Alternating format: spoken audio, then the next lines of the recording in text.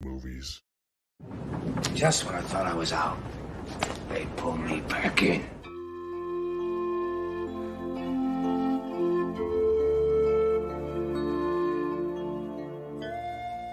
It rubs the lotion on its skin or else it gets the hose again.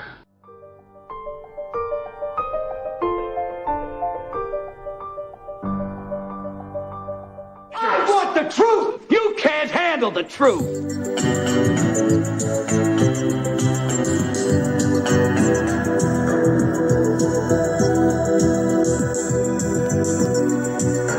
A fugitive has been on the run for 90 minutes.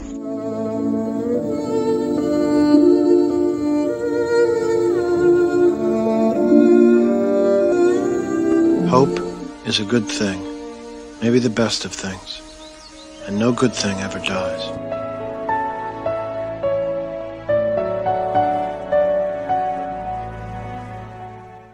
Houston, we have a problem.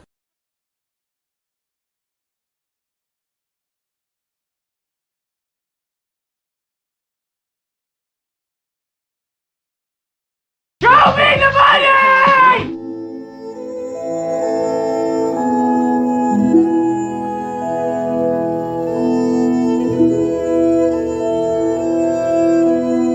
Sell crazy someplace else.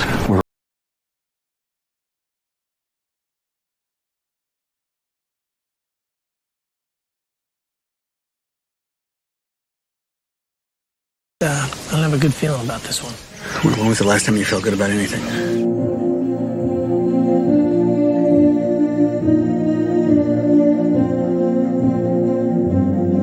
I see dead people.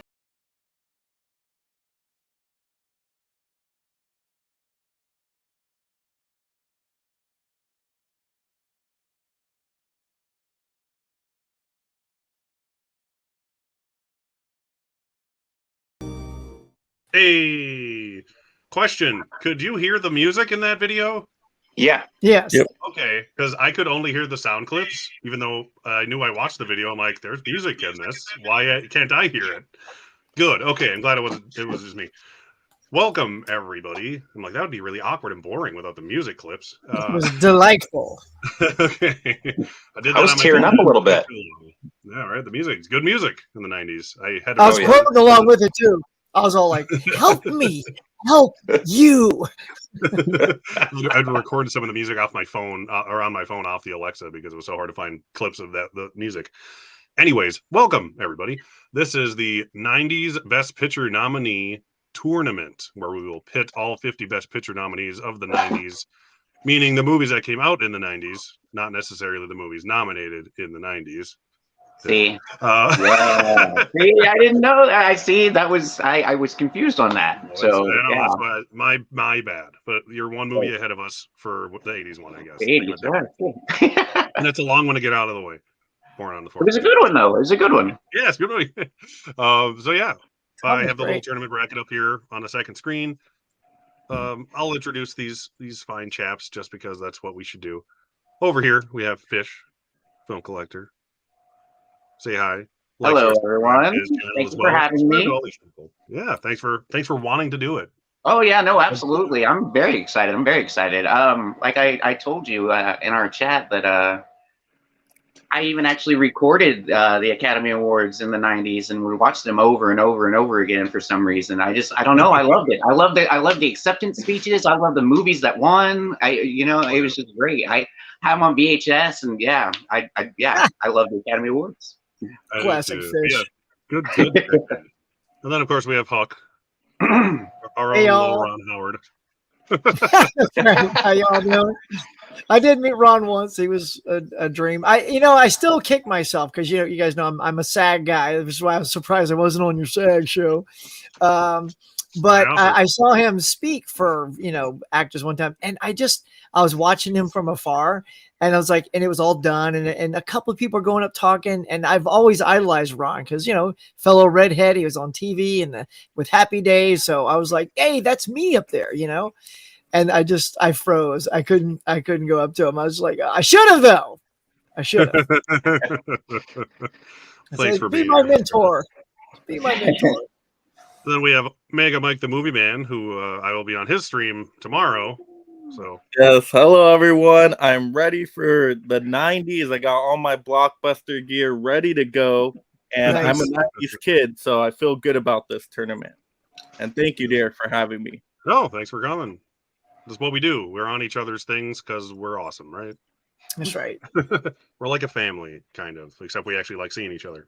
And then down here, we have Mr. Peer Hangout, or as I call him, the other Derek, because that's what I do. I'm the other Derek. Yeah. Unless we get the other Derek in here, then one of them's gonna be the other Derek. Right. So, yeah. You Thank you know for all having of me. them. Thanks for coming back. You're the gonna be first one fun. I think to be interested in all these, so I appreciate that. And we'll look at a Oscar. couple comments here for shits and giggles. Digging that hat. Actually, 4K action. Wish he could be here, but he'll watch the replay. I'll take that. You know, I'm not a picky person. Mr. Tony's here. He's everywhere. He's like Mika. He's just all over the place. We got Hard Copy Blues. He's always a friend of my channel, and I appreciate him. He was the only person to show up on the very last minute BAFTA long list reaction video I did at 11 p.m. the other day. Well, I didn't expect anyone to, but he showed up. It was nice. And then we got Holland Oates. He's always commenting on my stuff. I appreciate What's up, that. Holland?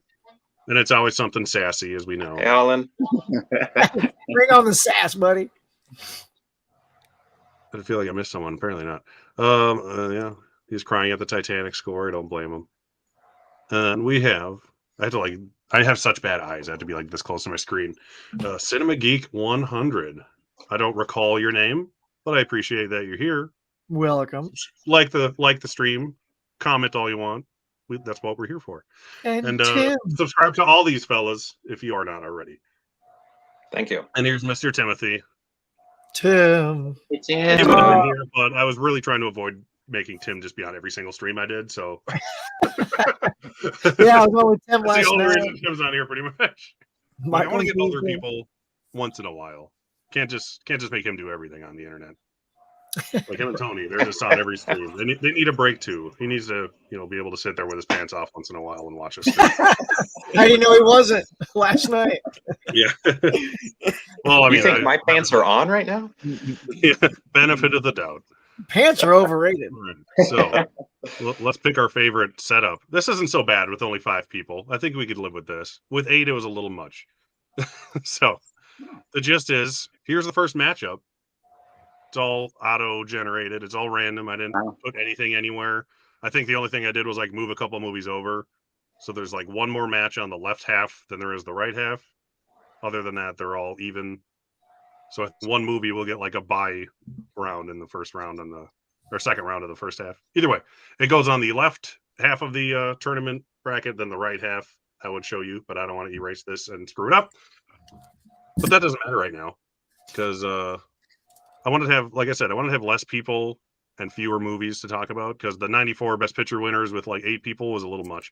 So it ended up just being us voting the whole time. And that's not as fun to watch. Yeah. So this way I figured the 5 of us could actually like say, our thoughts of these movies if we have any. And vote at the end of each round. And it shouldn't take that long because there's only 50 movies. Once you get past the first round, it's almost like you know what you're going to do. So, this is Beauty and the Beast, the first animated film to be nominated for Best Picture, and Howard's End, with Anthony Hopkins and various other actors who I forget off the top of my head because I can't read this poster. Helena Bonham Carter and Vanessa Emma Thompson. I'm like reading it off. I'm like, that guy. But yeah, that is like the most late 80s, early 90s Oscar movie you could get right there. Howard's End, something like that. Yeah. Which I haven't seen, sadly. I haven't had a chance to watch it. That's one of the things I haven't seen that year. Those Merchant Ivory films are, they are what they are. They are. What's crazy is I had a VHS of this when this came out, and it was one of the few that I had, so I would watch it over and over and over and over again. I loved it, and I haven't watched it since then, really. And I found it on Tubi last night or a couple nights ago and watched it. It's weird seeing it as an adult, and yeah, having a different take on it, because you see things now as an adult that you didn't see as a teenager. Yeah, for sure. All those suggestible adult themes and such. Yes. Yeah. That you don't catch on to when you're 7.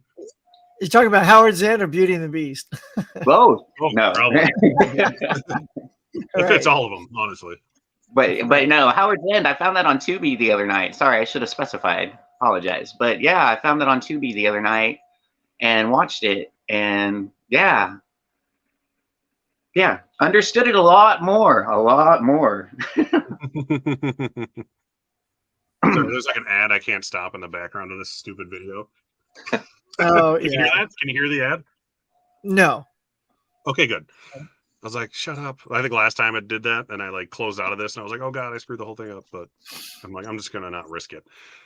Huck, what is your take on these two films? Well, I will say I remember Howard Zinn and being a little bored by it when I saw it. But Beauty and the Beast, I was so pleasantly surprised to see anything just break the mold of just your typical like drama nominated. See, this is why I keep championing for anything that's not your typical drama to win Best Picture, just to show that other things out there matter. Other art counts. You don't have to make me cry for an hour and a half to go, that's the best movie. No, do more for me. Like blow me away in areas that just a typical drama can't do. And so between these two, I wholeheartedly go Beauty and the Beast. I mean, hands down. Like, if I just look at Howard Zinn and go, it's a nice drama, but for setting a trend, in fact that it was so impressive what it did that it created its own category. I believe it was the next year, was it not? That Best Animated came out, or at least a year or two after. That was like 10 years later. Yeah, was it Shrek later? 2, I think, was the first winner, right? It was exactly 10 years later. I don't think there was a. There you go. Yeah. I was gonna say, I don't think there were a whole lot of animated movies to that level, After it, yeah. I'm just glad there's a category that'll honor them now. Oh, so. Absolutely. The problem with that is that I love. Shove them into that category, and they rarely. They're like, oh, they have their own category now. We don't need to nominate them in Best Picture. Well, and that's okay. But it's happened a couple times at least. So like Toy Story 3 and Up. Do you think so? Beauty and the Beast, while not the only one nominated for Best Picture, it's still the only one to do so in a field of 5. Do you think those other films would have made it in a field of 5? I'm not sure they would have. No, they wouldn't. No, so, in a way, like Beauty and the Beast is just that much more special than those other films, in my opinion. Yeah. No, absolutely. It's not like it was a bad year either. Right. Yeah, I don't think you get Lego Movie in the top 5 or something like that. And that was Spider-Man. I mean, look, we have a Spider-Man movie that got an Academy Award. That's awesome. That's just awesome. That's cool. So, how about you, Mike? You haven't really rang in on this one too much. Yeah, so I've never seen. One. Well, of course, Beauty and the Beast, because that's the one I've seen. Never seen Howard Zinn, but Beauty and the Beast. I'm surprised it came out in the 90s. For some reason, I was thinking it was way older because it's just such a beloved all-time classic Disney movie. When you think of Disney animated movies, I mean, Beauty and the Beast just pops up right away. I mean, the music in there is fantastic. You got the romance in there. You got the, fun characters. So it's just a good time. I think the whole family can enjoy it. So Beauty and the Beast. And I am not a fan of having an animated category at the Oscars. I would prefer just Best Picture. And so if an animated title is as good as Beauty and the Beast, that it would get into just Best Picture. I feel like the animated title's like, okay, well now all the animated movies are going to go that way, and it's a very low chance now to get into Best Picture. So, yeah. But my take on that though, is because we're having such a renaissance and a success of so many animated pictures, we don't normally have that many coming out. Like when Beauty and the Beast came out, it was probably one of 2 that year or whatever. Yeah, exactly. Now there is enough. It's like saying, we shouldn't give out the best foreign movie, because it should squeak into the Best Picture. But there's a lot of foreign movies, so it gets its own little chance, right? So I feel like it's nice that animation, because there's so much competition now. Yeah, it creates more exposure too for But I know what you're saying. I know what you're saying. Oh, now he's frozen. His biggest nightmares came true. Well, he's frozen. Oh, there he's back. All right, you're back. He froze up. Classic pure hangout. Always freezing when you think you're not going to. So, wait, is it my turn? Yes, you were. Okay. He started when he froze, I think. So what's also cool about Beauty and the Beast, that's also only the second Disney feature to be nominated for Best Picture after Mary Poppins. So it also has that for it, which is pretty cool. Yeah, that's weird. That's true though. I never even thought of that.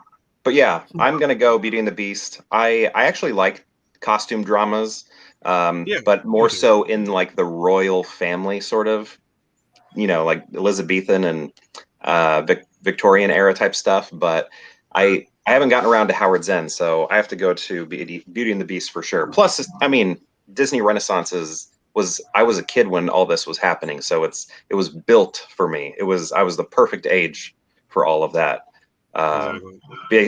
Little Mermaid through Lion King, basically. Yeah. Oh yeah. I love Little Mermaid. Little Mermaid brought everything back for Disney. Oh yeah, that was the start of it all. Favorite. It's a make or break movie. Bringing musicals back. I think Lion King is probably the only other one that I could have seen get in for Best Picture out of all. I agree. Honestly, Aladdin is damn good too, but I mean, depends on what comes out that year. Yep. The 90s were good. Good job, Disney. Yeah, 90s were good for Disney. Yes, definitely.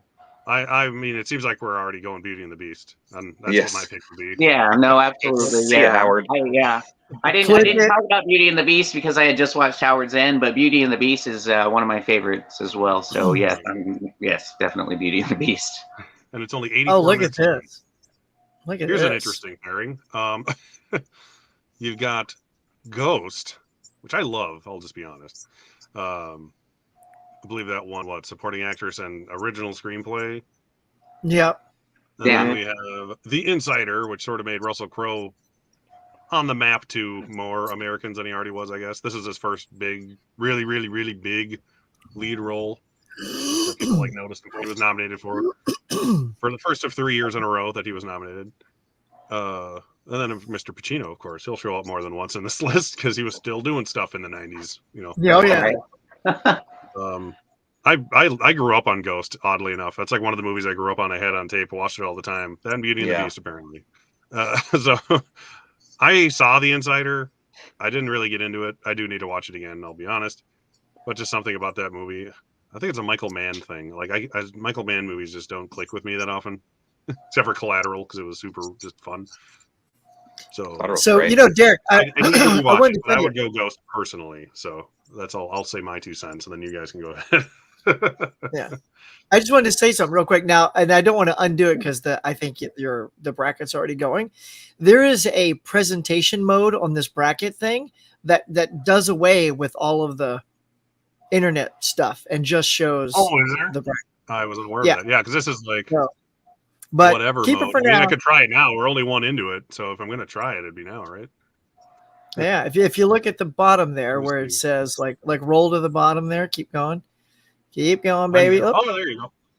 Look at that, baby. Hey-o. Hit it. Okay, that's a little better. Woo! Come on, who's your friend? Who's your best buddy? Thanks, I am, aren't I? didn't notice the button. Good job, Huck. Much better. Okay. It's because I'm planning on a bracket myself, and I played with that. Yeah. It took me so long for the Best Picture one to get all the movies to even get onto there because I had to keep expanding the size of the brackets to make it work. Now you're good, man. This one wasn't so bad. So. I was going to say 94. That one was a lot. 94 is the best. Some of you fish, where are you on the Ghost Insider train? On the Ghost Insider, okay, so I love Ghost. I grew up with Ghost. I love Whoopi Goldberg, Demi Moore, Patrick Swayze. Oh my gosh, it brought the Righteous Brothers back into play. People, that song, that scene is iconic. It's been done in so many parodies and so many other ways. It's fantastic. The Insider, I remember watching it. I do remember I kind of enjoyed it because in this the first kind of whistleblower kind of movie back in the day. Around that time probably I'd say. Yeah, I was gonna say because Jane Fonda used to do those. not that memorable, obviously. So obviously, I'm going with Ghost because yes, fantastic movie. I love a good love story. Yes. Huck, how about you? Yeah, what Fish said. So, I mean, look, when I look at these two movies, and I've seen them both, The Insider, I believe I thought it was good, but it has no lasting impression on me. When I look at that Ghost poster, everything comes back. I feel so good. I see Demi Moore's tear rolling down her face. I see Swayze reaching for the penny. I just like it's so good. And Whoopi getting the Oscar. God, I cheered. I'm like, yes, it was so great. I wish Demi would have gotten one as well. I thought she was fantastic. And yes, it does make me think that hilarious parody in Naked Gun when, Frank Drebin is behind Lisa Marie, but he's ripped. He's got like a chiseled body and he's like, oh my God. Like, so, and it brings that kind of stuff. So mud starts flying around. Yes. I'm feeling too good. It's 100% Ghost. I can't even waver on the thought. And we're getting a 4K hopefully because it's a Paramount Presents title, so it's coming out on 4K. That would be wonderful. That's what I'm waiting on. Great. Yeah. I've stopped buying those Paramount Presents. Never started, and I'm glad I didn't. Oh. That's funny. I just picked a few up because they were $12.99. Yes, that's great. Yeah, absolutely, great deal. Because they are 4K. I just want to get like the 67 Best Picture nominee ones, but I was like, oh, they're all going to get re-released in a year or something because they already did Fatal Attraction, which I still need to get. But it's like it's coming. It's coming. Mike, what you think, seen, Mike? Where are you at?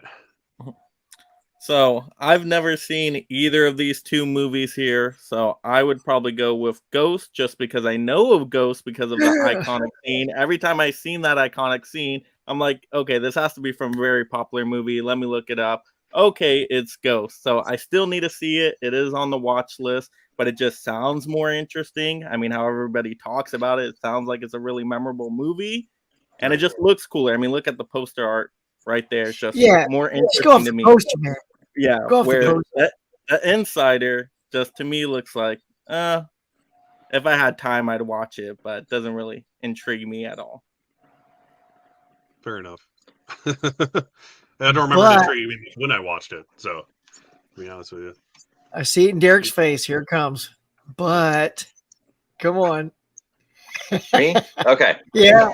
So when it's Derek, I'm like, okay, which one's being? Oh yeah, I'll go pure. I'll say Mr. pure. Hangout. Yeah, call me Pure Hangout. So I'm gonna go Ghost on this one. Whoopi Goldberg actually, I think, has one of my favorite Oscar speeches for this movie.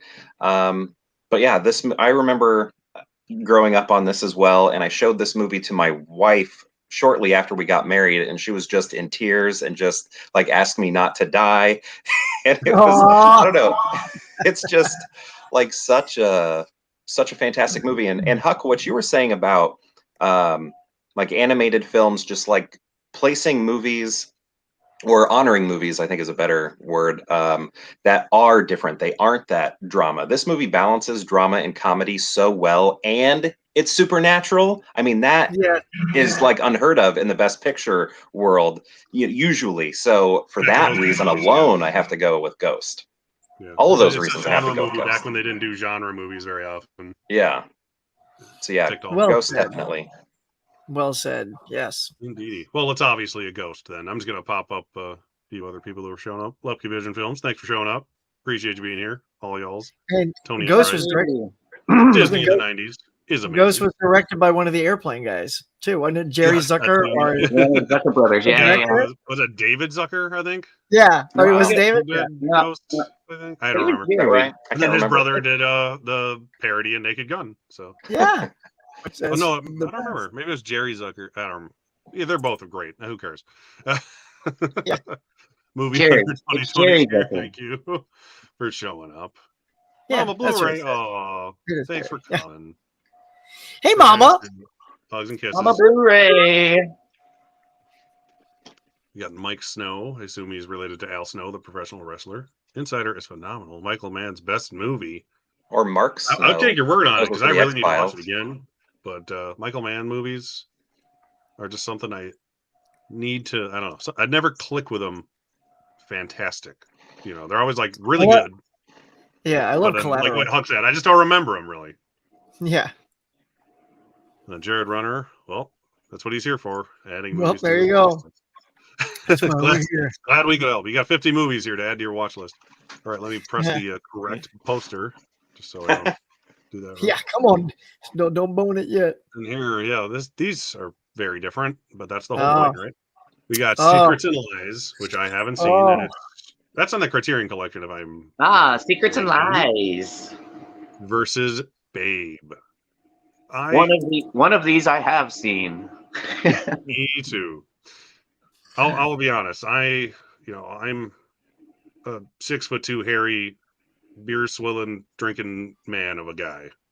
Except I don't like sports. I cry every time I watch Babe, and I love it. I'm not gonna lie. I haven't seen Secrets and Lies. I'm sure it's great. I will watch it eventually because it's a Best Picture nominee, and I want to own them all. But if you can make a movie about talking animals, make me cry when I'm 37 years old, you did something right. And it's from the maker of Mad Max, so you can't go wrong there. So Right. that's all I got. I'll just have to throw that in there because it's hilarious. How about you, Fish? Well, I have actually not seen Babe. I saw Secrets and Lies the other night. It's on HBO Max right now. So, dang. Yeah. So I watched it. British films in the 90s have a look about them and a feel about them. And this one was no different because I watched a few of the, I was missing out on some of the British movies in the 90s Best Picture nominees. So I kind of crammed all those in while I was trying to catch up. So they all have the same kind of feel about them. This one was no different, like how they're, I don't know, the film, I guess, that they used or how they were shot.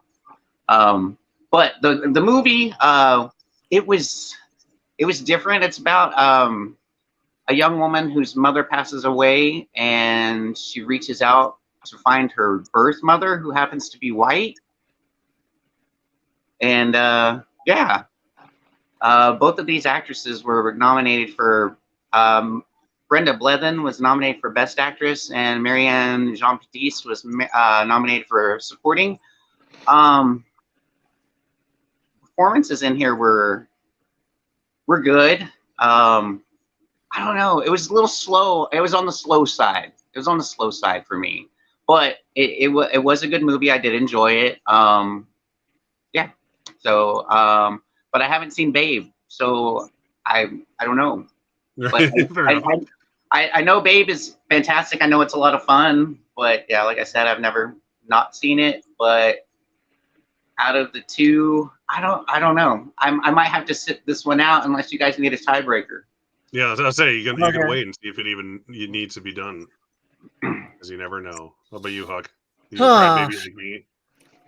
I have, yes. I absolutely adore Babe. It was let's see if I can do it. I want my mama. Pretty good. Perfect. That's my Babe impression. And you're right. The Rhythm and Hughes doing the effects on that. Like when Babe talked, like you get those really bad commercials and just the whole CGI mouth starts moving. Like, and it's just, it's like the talking lip on a dog. But something about the way they chose to move the animals' mouths, it looks like it's a pig's mouth, like it's staying rigid and it's staying firm. And that really kept you diving into that believability that these animals can talk and stuff. And so I was always immersed in it. I also really love the acting from Secrets and Lies.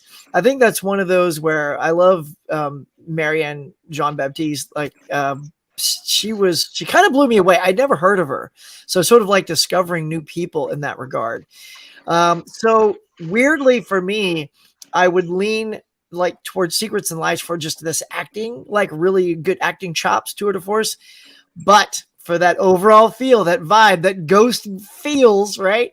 It's Babe. I just feel like Babe did, and James Cromwell talking to inanimate like pigs that can't talk. Yeah.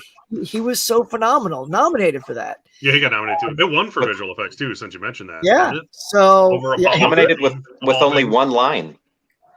Yeah. Pretty much. Yeah. Yeah. Very few lines. Yeah. Yeah. So, hey, he sang and danced. I think. I'll lean towards Babe. Mike? How would you, Mike? Yeah, so 100% Babe, because that's the one I've seen. I remember seeing it as a kid, and I think I've only seen it maybe that one time or maybe a couple times as a kid, but just seeing the poster, hearing the name, hearing Huck over there, it brings it all back. It brings it all back. The talking animals I remember were just so awesome. They all had their different personalities. You can see how they could communicate with each other, and they were able to make emotions come across once again with talking animals. That's amazing to me. And for me, not having seen it in such a long time, but now just remembering the feelings when I'm remembering it again, gotta go Babe 100%. And I haven't seen Secrets and Lies, so Neither have I. Babe for sure. Would you hang out? Yeah, I have not seen Secrets and Lies either, but I feel pretty confident even if I have, I would still go with Babe. That was a great childhood memory. And again, like Huck's been saying, like it's great when the Oscars go for something you wouldn't expect them to. So just for that reason, again, it's just like Bravo Oscars. You pick something I wouldn't expect you to. So Babe. It's beautiful. Beautiful when that happens. I love Babe. Oh wow. Okay. And the piano, of course, the piano is like the one I wanted to watch because I have the 4K this week and I never had the time to watch it. Damn. The piano yet. And everyone's favorite movie from the 90s, that won Best Picture, Shakespeare in Love, which I do really like. Shakespeare in Love is a fantastic movie. I love that movie. I'll start with you, Fish, because I'll see if I need to vote at the end. Let's put it that way. Still I have not seen the piano, but I do. That is one of the ones I recorded on VHS and watched over and over again. These Academy Awards with Holly Hunter and Anna Paquin and Holly Hunter again in the Best Supporting Actress, but Harvey Keitel. But yeah, no, I have not seen the piano. I have, however, seen Shakespeare in Love over and over and over and over and over again. It's one I can put on repeat for some reason. I love the music, the story. I enjoy it because I love Shakespearean plays, and it has little Easter eggs here and there all over the place of all kinds of anything Shakespeare that you would want to have, you know.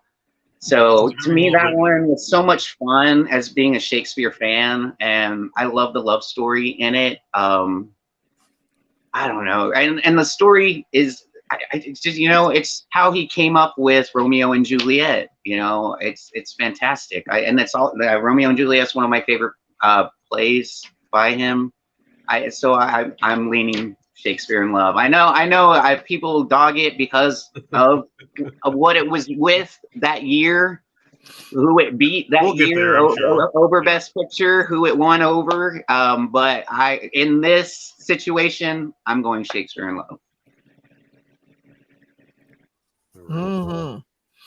Huckster. All right. So here's what I want to say about that. Fish, you're 100% right. I think the beauty of Shakespeare in Love gets overshadowed by the obvious purchasing of its award by the Weinsteins. If none of that would have happened, even let's say Private Ryan beat it, people would be talking nicely about this movie. Yes. Instead, they like crapping on it because of what happened, not because of what it is. Right. So for that, I will say I loved Shakespeare in Love. It was an adorable film. I was wooed by it. It was full of charm, and Judi Dench wins an Oscar for 2 seconds of "Get off my lawn," and then she gets the award. Come on, people. That's a little ridiculous, but yeah. I mean, enough of that. But look, I have to step over to the piano for a second, because if you guys have seen anything I've gushed over, it's Holly Hunter. I mean, I don't even care what you can put up, like, you know, Gone with the whatever. Like I love that Gone with the Wind. I don't love that movie, but you can put up one of my favorite movies. But if Holly's on that side, I'm gonna go with her, because I love watching her. She fills my heart with joy when I watch her act. She didn't have hardly any lines in this film. I want to say at the very beginning, did she speak? Like right at the front, and then the trauma caused her to not speak. I'm not 100% remembering that, but nonetheless, I mean, she wins the Academy Award finally. I thought she was long overdue. And you know, little Anna Paquin as her daughter was just heartbreakingly wonderful, you know? Yeah. And the fact that they both walked away with a little trophy to share with each other, I mean, it's just a testament to just acting. This is one of those where it's like, okay, this doesn't reinvent the wheel, but it is a nice period piece. And not that I would have picked it as best picture, but I certainly love everyone's performance in it. Harvey Keitel. The other Harvey. Yeah. Do not let him in bed with her. Was really good. So so I'm gonna put my vote in for The Piano. When you mentioned that, it just made me realize that both these movies won Best Actress and Supporting Actors. Yes. and That's right. Screenplay. That's right. Oh, look at that. That's funny. Mike, like, have you seen either or both of these? So I have seen Shakespeare in Love for the first time last night. And I did not love it. I thought it was fine. Actually, I like the beginning half probably more than the second half. It kind of loses me by the end. I thought I had some good shining moments, like Judi Dench. I enjoyed in it. I like Ben Affleck in it. But I don't know, Shakespeare, the actor for Shakespeare himself, to me, I wasn't gelling with him for some reason. I almost wanted Ben Affleck to be Shakespeare. Oh, that is good. Like, I felt like I would have connected to the movie more with that. Overall, it's a solid movie, but it's not one I love. It's not one I'm going to go back and probably rewatch again. But because I haven't seen The Piano, I would have to pick it by default. But just not one I love. Even though I do like Shakespeare, I like the Romeo and Juliet story. Just something wasn't clicking with it for me. Fair enough. Mr. Hangout, how about you? So, let's see. My experience with The Piano comes from after watching X-Men, the first X-Men movie. My sister fell in love with Anna Paquin, so she went back and watched her entire filmography, and she fell in love with this movie, and it was always on in our house. So I have seen it, and probably technically more times than Shakespeare in Love due to peripheral viewings as well. But and I do think it's great. Anna Paquin is amazing in it, especially when you consider how young she was, and she had to be the voice of Holly Hunter. But I think I'm going to go with Shakespeare in Love because I think it's a really funny romantic movie. Like, it's an easier watch, you know. I love the costuming in both movies, but I don't know, something about Shakespeare in Love, and maybe I do feel bad for it because of it is overhated because of the whole Saving Private Ryan thing. But I don't know. I think I'm going to go Shakespeare in Love here. Okay, so Shakespeare in Love, that's supposed to be a comedy? Yeah. Because I didn't laugh at all. So, okay. The show must go on. I thought it was pretty funny. It's the Easter eggs you catch in it. Yeah. I was taking it way too seriously. It's a good comedy. Yeah, I went and just like, it's going to be a romance movie, so. Oh, yeah. No, it's supposed. It's very lighthearted, very Easter eggy, very. Yeah, it's very tongue in cheeky. Yeah, Jeffrey Rush is like amazing in it. Yeah. Well, that's already enough for Shakespeare in Love to win. But yeah, like even if Saving Private Ryan would have won Best Picture that year, Shakespeare in Love still would have won like 6 Oscars that it deserved. Right. Well, arguably for the costume, best actor, supporting actress performance. So, Mike, you were still picking Shakespeare. You were still picking Shakespeare. Even though you didn't I mean, I gotta pick it by default, I guess, because that's the only one I've seen. But if you dislike something so much, you could technically pick the other one because that's you don't. True. I did consider that. Well, I didn't hate Shakespeare in Love. I thought it was fine. I didn't love it. I think you want to vote Piano. Let's go for it. Come on, Mike. Me and you, buddy. You could abstain like I did in the last round, and like if there's a tiebreaker, then hey, I can abstain if we need to. The cinephile, you have to vote. What is Shakespeare in Love poster? Well, I haven't seen The Piano either, but like I said, like so there everything you go. about Shakespeare in Love is good. Okay, I didn't know what your choice was, so okay. Oh, I didn't really have one. I mean, I haven't seen The Piano. I love Holly Hunter too, so I'm 100% with you on the Holly Hunter is amazing train. That's the one movie this week I really wanted to watch and I didn't get a chance to watch is The Piano. So of course it's got to go up against this one. Where if it was like anything else, I probably would have known which one I was picking. These posters are pretty similar. Yes. I'm just gonna go That's funny. based on Oscarology's facts and give it to Shakespeare in Love Good call. because of its 7 wins to it, Yeah. Piano's 3. And I'm down with that. Having that way. Yeah. That'll be my, if I can't decide, determine it. So Oscar is the tiebreaker. Apparently, I know you got when he all needs to sciencey be. When with he that needs to be. Oscarology. We got to use the chat for the tiebreaker. That's when there's a huge amount of people. These two. Oh, wow. Okay. All right. So yes, Braveheart, the movie that came out of nowhere and beat Apollo 13, and then Ron Howard wasn't nominated for director despite winning the Directors Guild, which was weird.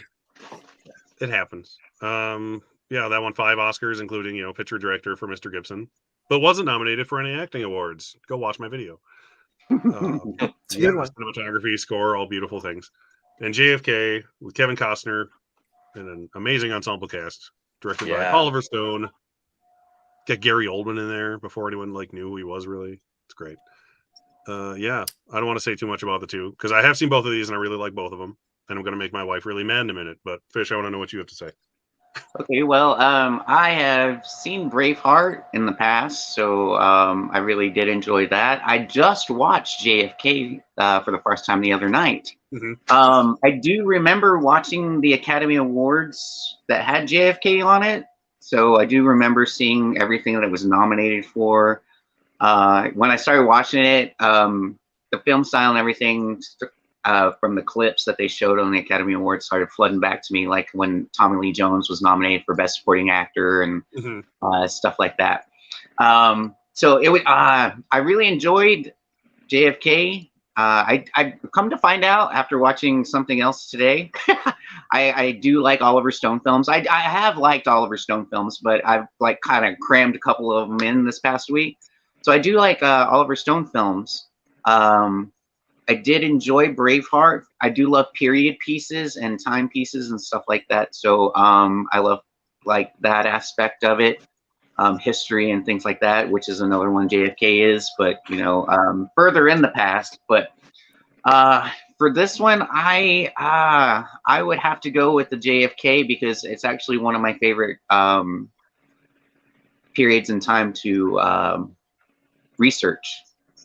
JFK assassination and stuff like that. So I would, I'd lean more towards JFK because I really did find that one a little more interesting, and everything.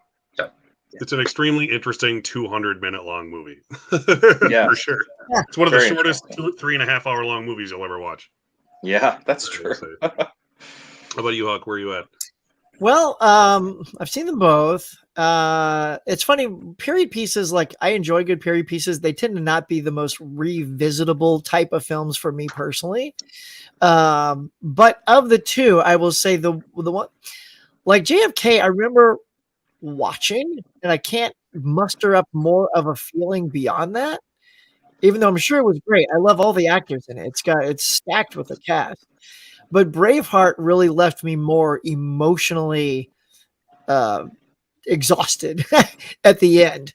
It was quite the ride. And I was never really bored by it. I found it quite epic in scale. So, yeah. And I thought Mel did a great job both acting and directing. So, yeah, I think I would have to lean to Braveheart on this one for that. Even though he beat Ron Howard? I'm not happy about it. Let that happen. That's a different award show. Yeah. That's a bitch fest we have to go through. Yeah. I'll do it. Yeah, Braveheart, 100%. Huck, you said the word epic. That's what Braveheart is. Epic, historical, great action movie. I mean, you can just watch the action war scenes alone, and it's a fun time. You can rewatch it so much times. It's great. Never seen JFK. I have no desire to see it right now, especially learning that it's now over 3 hours. I'm like, if it's 2 hours, maybe I'll give it a watch. You gotta plan on it. I know you gotta plan a whole day around that, and it's just no desire for. It's very worth it though. It's not a boring movie though. No, it's really Braveheart's like not. 3 hours long too. Yeah. So. If you're interested in Right. It's like 2 hours and 50 Yeah. minutes long or something like that. True. And does it have any action in it? Is there any action? It has historical action. Okay. Right, right. If you like I mean, courtroom drama longer style movies. movies, you'll like it. I'll just put it that way. From many points of view. Right. Yes. Yeah. There's magic bullets in it. If that Right. interests you. Grassy Knolls. Yeah. Grassy Knoll. It's the best Grassy Knoll movie around. Well, you know, they show a little more of that Zapruder tape, and I'm like, wow, I haven't seen that like close up of it. Like, it's graphic. wow, yeah, like actual, Yeah. like the actual assassination. Yeah. Could have gone without seeing that one. Snuff How about you, movie. Mr. Hangout? So I revisit both of these quite a bit. I love them both. I think they're both great, but I think the score in Braveheart is going to put it over the edge, and I think I have to use that as my coin toss. And you know, a lot of people don't like Braveheart because it's extremely cool. Extremely Yeah, historically like- Probably inaccurate. inaccurate. That's what I was guessing. Historically yeah, inaccurate. inaccurate. Did I glitch there?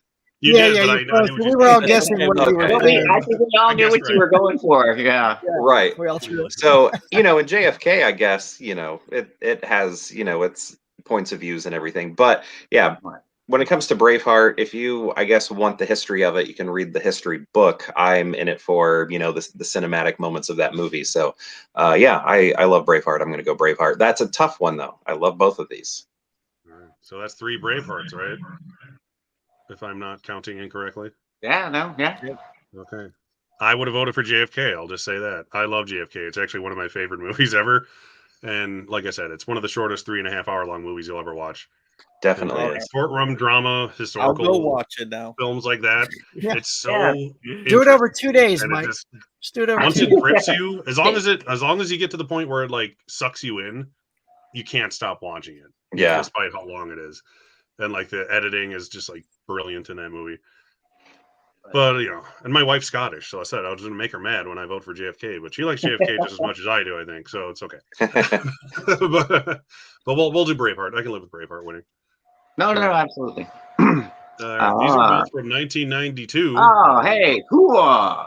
The other movie I wanted to watch this week, Scent of a Woman, that I didn't have a chance to. If it was a half an hour shorter, I would have watched it. Oh, Good Men. here we go. Pretty good movie. So yeah, I'll also sit out this one until everyone else votes, just out of curiosity. But Fish, what do you have to say? All right. Well, I have seen both of these. I have not seen Scent of a Woman since the 90s, and it is another one of the VHS tapes that I had, so we would watch it. Wait a minute, hold on. I did have A Few Good Men on VHS too, yeah, so never mind. Both of these I would watch, but I would always watch A Few Good Men a little bit more because I love the intensity of the courtroom drama of it. Mm-hmm. There was a point in time where I thought I would want to be a lawyer, so that one drew me in. Not to take anything away from the performances by Chris O'Donnell and Al Pacino and Gabrielle Anwar, and that dance scene is fantastic. But overall, as a movie, I have to go with A Few Good Men. I love that movie. Fantastic, great acting by everyone in it. Jack Nicholson, Demi Moore, Kevin Bacon, fantastic cast. Yeah, So, yeah. Kevin Bacon's in that too. Yeah, Everything's better with bacon, baby. absolutely. Wrap it up in bacon. I know what you're going to vote for, Hulk, but I'll let you say it anyway. How do you know? Because it's got my man in it. Oh, look, y'all, you got your Al Pacino over here on the left. Look, it was a strong performance. It was good stuff. But I'm not even going to pussyfoot around. A Few Good Men is hands down in my top 5 dramas of all time. I love the courtroom aspect of it. I love the performances from everybody. Like, again, everyone go to your little crap fest with Tom Cruise. That's great, but you cannot argue he holds his own against Jack Nicholson in this movie. He is outstanding in this film. I love his banter between Demi Moore, and you even got Kevin Pollak's in this too. Yeah.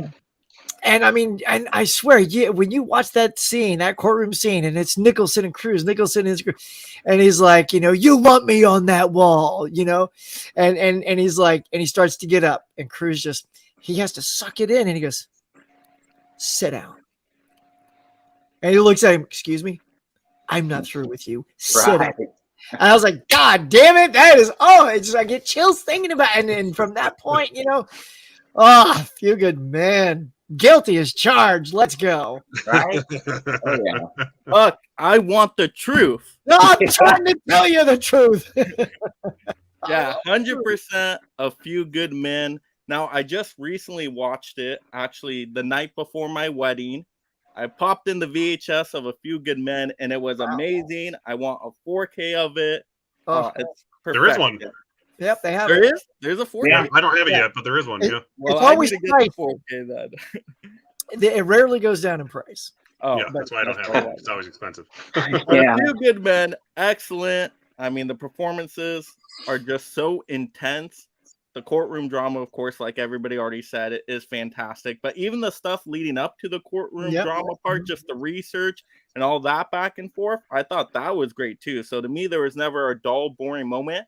I was just like, okay, what's going to happen next? Okay, yes, let's keep going. It's so interesting. I just want to see how this finishes, and it just finishes great. So yeah, A Few Good Men. And plus, I haven't seen Scent of a Woman. So yes, A Few Good Men. Mr. Hangout. So, Scent of a Woman I've seen twice. I watched it when I was young, and I found it was good, but then I watched it again as an adult, and it was a slog. It was so difficult to get through. It just felt so long, and I was like, why did I like this when I was a kid? How did I get through this as a kid? That didn't make any sense to me. But I think maybe I just liked Chris O'Donnell, maybe. So I think I have to push that one to the side. And also, A Few Good Men is great. Watch this one. As a kid, I feel like it was always on a movie channel. Yeah, when I was young, it seemed like it was ubiquitous. It was always on TV. PBS or something, yeah. But yeah, A Few Good Men, gotta go with that. Fantastic performances. Works for me. Like I said, I haven't seen Son of a Woman. I wanted to, but like I said, if it was half an hour shorter, which it probably should be anyways, I would have watched it this week, and I probably still would have preferred A Few Good Men anyway. So. Yeah. No, you probably would have. I haven't seen Son of a Woman in years, and I have really no desire. I've only seen A Few Good Men one time, I think, and it was probably like 10 years ago, maybe. That's because I want to get that 4K and rewatch it. It's been so long. And let's not forget that was Rob Reiner directing that. So we got us Meathead giving us another. Yeah. Rob Reiner he's a weird director, but he's good. He's great. Two very good movies here. What are you doing with these two? These two twits. There's twits in both of these that are so fantastic that you're like, what? Yeah, I was gonna say they're both movies about big twists about two people who have very interesting secrets. Wow! Yeah. Wow! Well played. I'll save mine until the end again. Let's start with you, Fish. All right. Well, I'm not going to spoil anything for either one of these films because they're both fantastic in their twists. I watched Crying Game in the 90s, but I hadn't watched it since. But it is one that I did revisit the other night, and I actually did enjoy it again. On another watch, on a revisit here. I really did enjoy it. The performances, Stephen Ray, Jay Davidson, Forrest Whitaker were fantastic. Miranda Richardson was great in this movie as well. She's crazy in this. And then you've got Sixth Sense, which is another fantastic movie. Introduced us to M. Night Shyamalan. Great twist at the end. I don't know. Haley Joel Osment was fantastic in this. Bruce Willis, always great. Man. I don't know what to pick on this too. You can't say anything else without ruining them either. That's the fun part. Flip a coin. Wow, I know. I am gonna have to flip a coin. Quarter. I do have a quarter. All right. Here we go. Wow, he really. All right. Going with the Sixth Sense on this. Works for me. You want a Yeah. coin? You're so No, I rude. did. I actually did flip a coin. Sixth Sense. But I did enjoy the Crying Game after a rewatch. I really did enjoy that. Yeah. How would you, Hug? Well, so twists aside, I have to then consider the rest of the film. And I enjoyed the Crying Game, good performances. You know, it was a great little shocking moment there. But Yeah. the Sixth Sense had me more entranced throughout the film. I was just because that's also when Bruce was like at the top of his game, man. He was just riding high for so long, and I thought he was excellent. And Haley, I mean, when you get a great child actor that can make or break a movie, and that kid was a rock star in that thing, nominated for an Academy Award, he was. Yes, he was. Up against the you couldn't have had a more opposite. I believe that was Haley Joel Osment and Michael Clark Duncan in the same year. Same year. And they were all beaten out by Cider House Rules. Michael Caine. Michael Caine. Michael Caine. So yeah, they were very good. So yeah, I'm gonna pick Sixth Sense. It just sticks with me longer. I love it as one of M. Night Shyamalan's, guy came out of nowhere and really wowed us with his unique skills that are always kind of hit and miss for some people, but still he's got some skills and I like that he keeps, giving it a shot. He keeps trying. Good for him. He keeps trying. So yeah, I'll go Sixth Sense. Would you mind? Yeah, so never seen The Crying Game. I'm assuming somebody got upset over Monopoly. But The Sixth Sense is fantastic. And I actually saw this one just recently, maybe a couple years or so ago. So I already knew the twist. But even with knowing the twist, it still was a great movie. I mean, it's Shyamalan's big movie.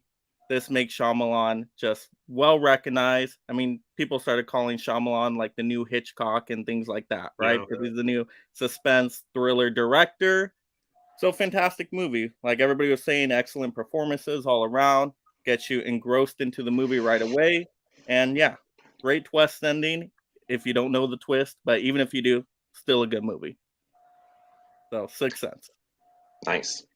So, with the Crying Game, I haven't seen that one, but with all of the Oscar videos, Oscar podcasts that I listen to, I know about it. I know, the twist and everything, the plot, all of that. But I have seen The Sixth Sense, and somehow, I don't know how, I did not see this in the theater. I rented it when it came out. In between that time, and you know how long it took back then for a movie to leave the theater and then hit VHS. I still did not know the twist. I don't know how I missed that in school.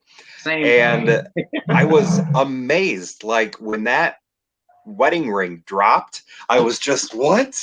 Oh my goodness. Like it all clicked. And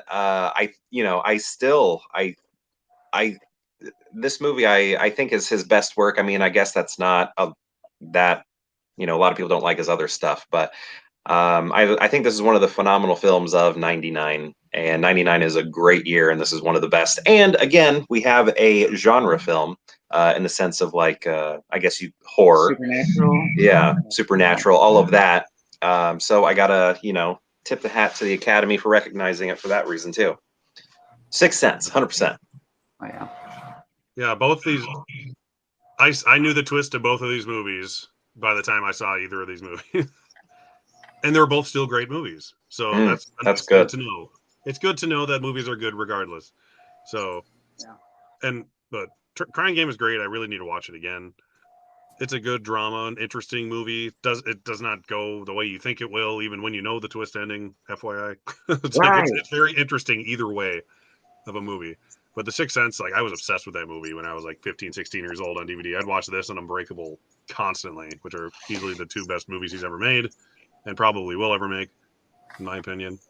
I do want to give a shout out to Toni Collette.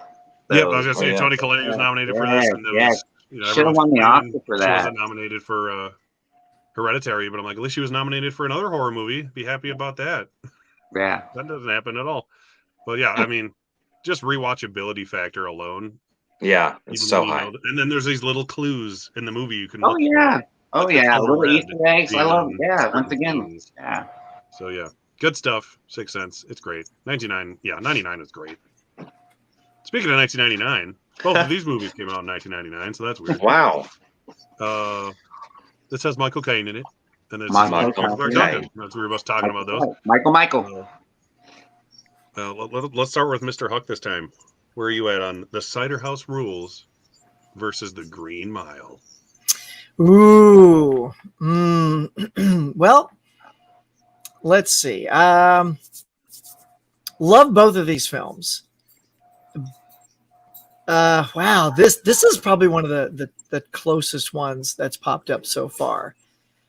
Great adaptation on the Green Mile. Michael Clark Duncan was stupendous. Tom Hanks great as usual. Darabont pitch perfect.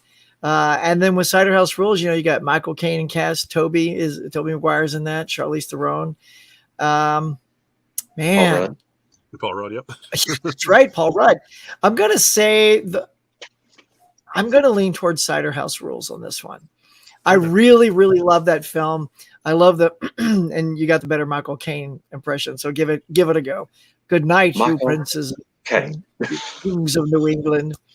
I mean, I just love that little deal. So, yeah, I love that. In fact, I just got it on Blu-ray. I've been waiting to pick that up and snagged it last year. So nice, yeah. I found it at Half Price Books, and I was like, oh, I need to watch this again.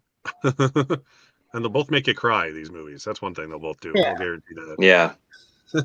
Unless you don't have a soul, but whatever. Some people don't. Yeah, I've only seen the Green Mile out of the two, but the Green Mile is so good. Even though it's a long movie, to me that one doesn't feel like a long movie. So the Green Mile, absolutely. Yes, it gets very emotional. You're gonna get teary-eyed in it, absolutely. And I love how it's like very realistic, but then they also incorporate the fantasy elements of like the healing. I think they do that perfectly, so you still believe it. I love how the movie ends as well. I think that's really powerful. So yeah, great performances all around. Got to be the Green Mile, absolutely.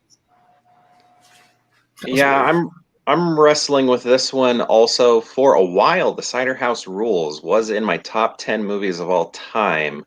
Nice. I think it slipped out of there, but it's dropped significantly. But Green Mile's never been in that top 10. But that oddness of the movie, the supernatural or the fantastical element is just really great, and I'm always happy to see the Academy do something strange like that. But I don't know, maybe for nostalgic purposes and how much Cider House Rules, how much I used to love that movie.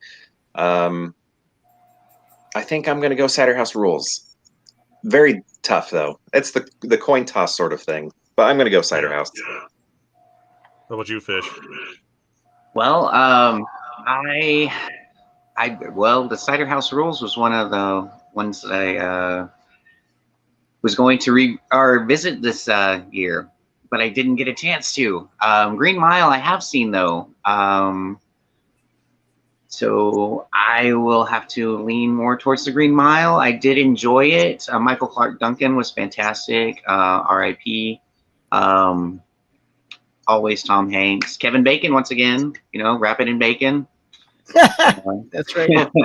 But Cider House Rules, I do want to see that. I have not seen that one, so I will have to go with the Green Mile. Cider House Rules is great. This is a hard one. Had I only seen each of these like one time, it'd be like impossible to pick probably. Cider House Rules was way better than I ever imagined it would be, even though I knew it was like nominated for Best Picture and stuff, which is probably why I watched it in the first place. And yeah, it gets to you. It's a crying movie, that is for sure. But I have rewatched The Green Mile countless times, regardless of it being a 2 VHS movie, even because I had this on tape back in the day. I was always popping in tape too, if you know what I mean. You can't stop watching Right. this 3 hour and 8 minute long or whatever it is behemoth of a movie. And based on a Stephen King book with some supernatural elements to it, unlike Shawshank, which is about as straightforward as a Stephen King story you'll ever get. Right. The Green Mile is just as good as that, in my opinion, pretty much in every way. Plus, it made me fall in love and realize who Sam Rockwell was. So it gets points just for that. So I personally would go for Green Mile. So I think that makes that win 3-2 if I'm not mistaken, right? Okay. Very happy with that. Yeah, I'm like either one of those is great. So I'm not complaining. Okay. And, yeah, we have Harrison Ford in The Fugitive, which is probably one of the only based on a TV show movies to be nominated for Best Picture that I can think of, if there is another one. Marty. I don't think so. It could be. Yeah, like it's such a weird thing to have happen.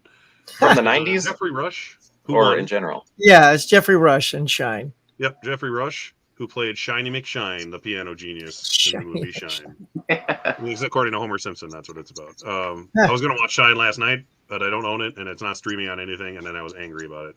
So sadly, I've only seen The Fugitive, which is, once again, a movie I grew up on. I had it taped off of, like, HBO or something as a kid. I used to watch this movie, like, this and Ghost were, like, my two, like, Oscar movies I'd watch constantly without any knowledge that they were Oscar movies as a child. But, yeah, The Fugitive is like a nonstop action thrill ride nominated for Best Picture, which doesn't really happen that often, as we've been saying, for genre pictures. So, I mean, I haven't seen Shine, and I love Jeffrey Rush, which he won for that. I'm sure it's great, but I highly doubt it could ever have the rewatchability factor of Harrison Ford and Tommy Lee Jones in The Fugitive. So I would go with The Fugitive just based on that. How about you, Fish? Same, absolutely. Have not seen Shine, so kind of leaning more towards The Fugitive, obviously. Do love Harrison Ford, Tommy Lee Jones. He won the Academy Award for Best Supporting Actor for this, I believe. Yep. Tommy Lee, yeah. This is one supporting actor one that I'm kind of torn on. I think somebody else should have won that year, but kudos. There were three really good people who could have won that year. Yeah, obviously, but yes.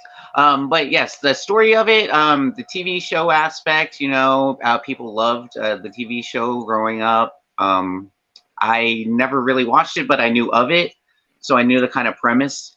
And getting into it and seeing the whole thing play out was a lot of fun. I really did enjoy it. I love action movies, period. And another, like you said, another genre movie where it's not typically a drama. It's nice to see those get recognized. So yes, I'm leaning towards The Fugitive. Yes. What about you, Mr. Huck? Good choice. So I will say Shine, I believe that is the year Crash beat Shine. Isn't that correct? No, Shine was 96. What was up? Was that English Patient? I forget. Yes, English Patient. Yeah, English Patient. Yeah. This was a really great little movie, like a great indie, when indie films were just like at their peak, and Jeffrey Rush is phenomenal. From what I heard, if you've seen it, Jeffrey Rush's his performances, it's really like hyperkinetic, right? Super fast, and it's impossible as an editor to match frame if you're using multiple angles on a performance like that. So they had to roll two cameras to get him from two different angles. So if you wanted cutaways, you could cut away to the same performance because he couldn't match that. It was too organic. That said, performance aside, The Fugitive is just an outstanding piece of entertainment, top to bottom. The story is rock solid. It's a great translation from a hit show. Harrison is again at his peak in this. Tommy Lee Jones and the supporting cast is dynamic. And you get the scene like, I didn't kill my wife. I don't care. Yeah. It's like that's all you need to know where those two guys were coming from. I have my job and you want to get away. And this is hands down one of my favorite Harrison Ford films. So as a Harrison Ford fan, he's like probably my favorite actor. I cannot go against that. It is absolutely The Fugitive if I'm going picture. Nice. Yep. It might be my favorite Harrison Ford movie now that you say that. It's at least so my good. favorite non-Indiana Jones Star Wars movie. I think it even edges out Air Force One for me. Yeah, I prefer this to Air Force One for sure. Yeah. I've only seen Air Force One once or twice. How about you, Mike? Yeah. Out of these two movies, I've only seen The Fugitive, and it's absolutely amazing. Harrison Ford's performance in it is probably my favorite performance from him. Wouldn't say favorite movie because I'd probably go Indiana Jones, but just his performance is fantastic. Tommy Lee Jones is a great, I guess, villain, if you can call him a villain. But like you said, Huck, he's just trying to do his job. He's going to get it no matter what. Like the fugitive's on the run. He has to get the fugitive.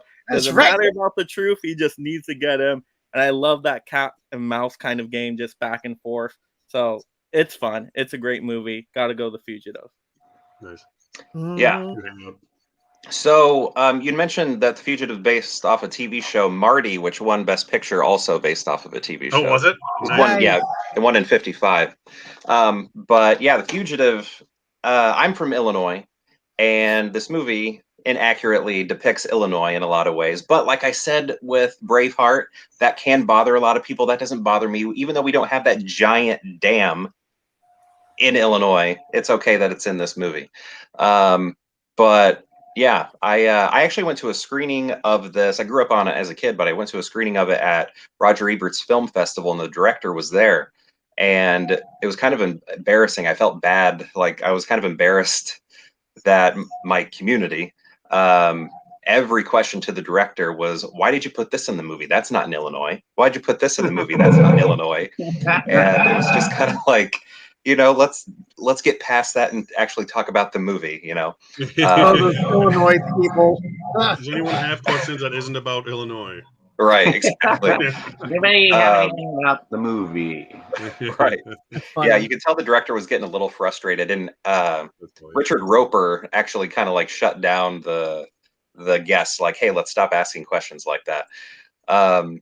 But yeah, and I haven't seen Shine, so I got to go The Fugitive, and it's Fugitive's great. It is great. If you want to see a great piece of acting, check out Shine. Jeffrey is. Yeah, it's like I used to have it on DVD too, and I never watched it for some well reason. deserved. But I always want to that's like his first movie too, like considering his age at the time.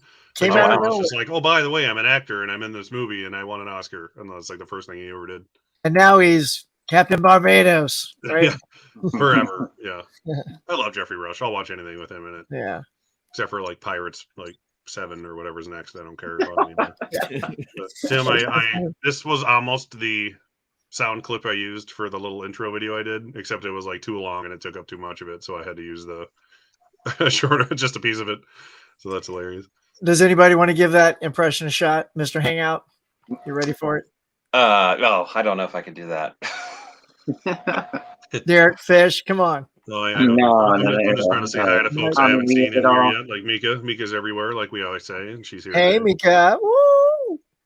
Kitten paws. Hey, what's up, girl? Right? That is her. Mrs. Huck. I just like to say the wife, no matter what.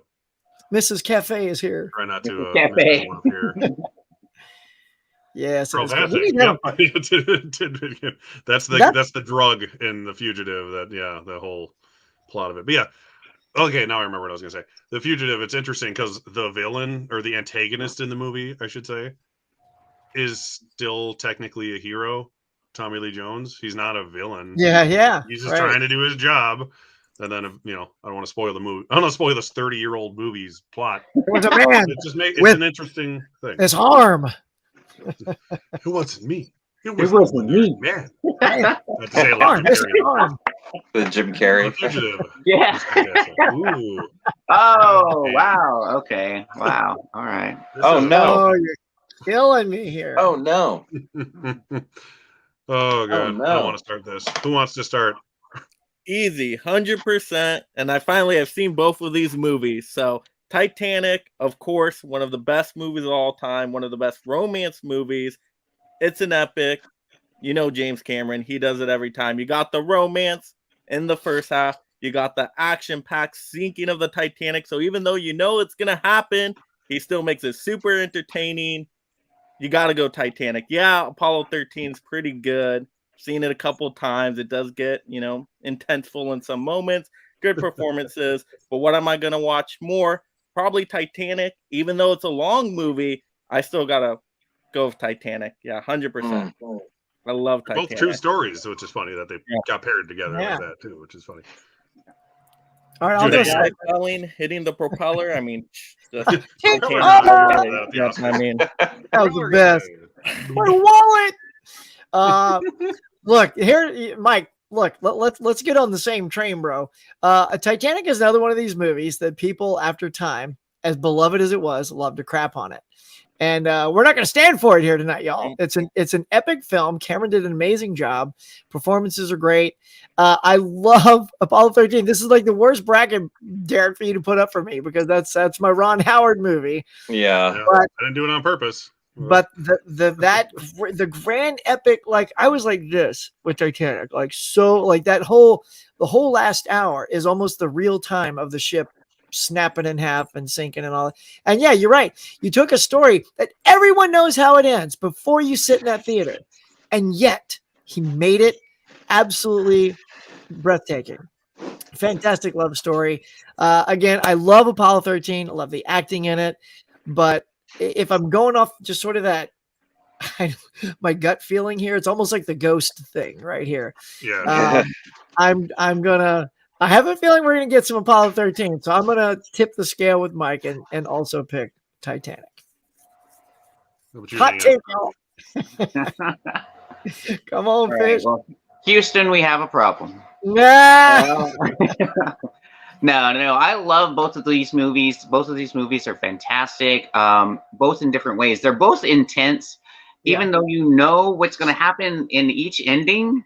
You know, they're both true stories. Both based on stories. Mm-hmm. I don't know. They're all fighting for their lives. You know. It's you got a love story as opposed to a very intense, kind of like more cerebral, like scientific. How are we going to figure this thing like out? A race against the clock. A race against time. How are we going to get this done? Kind of thing, which I love as well because it gets down to the wire. Oh man! Oh wow! Ron Howard, James Cameron.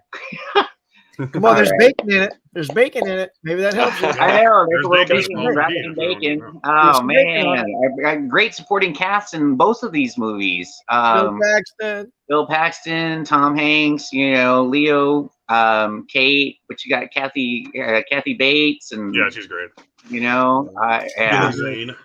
Billy Zane. Yeah. In the history of cinema. So yeah.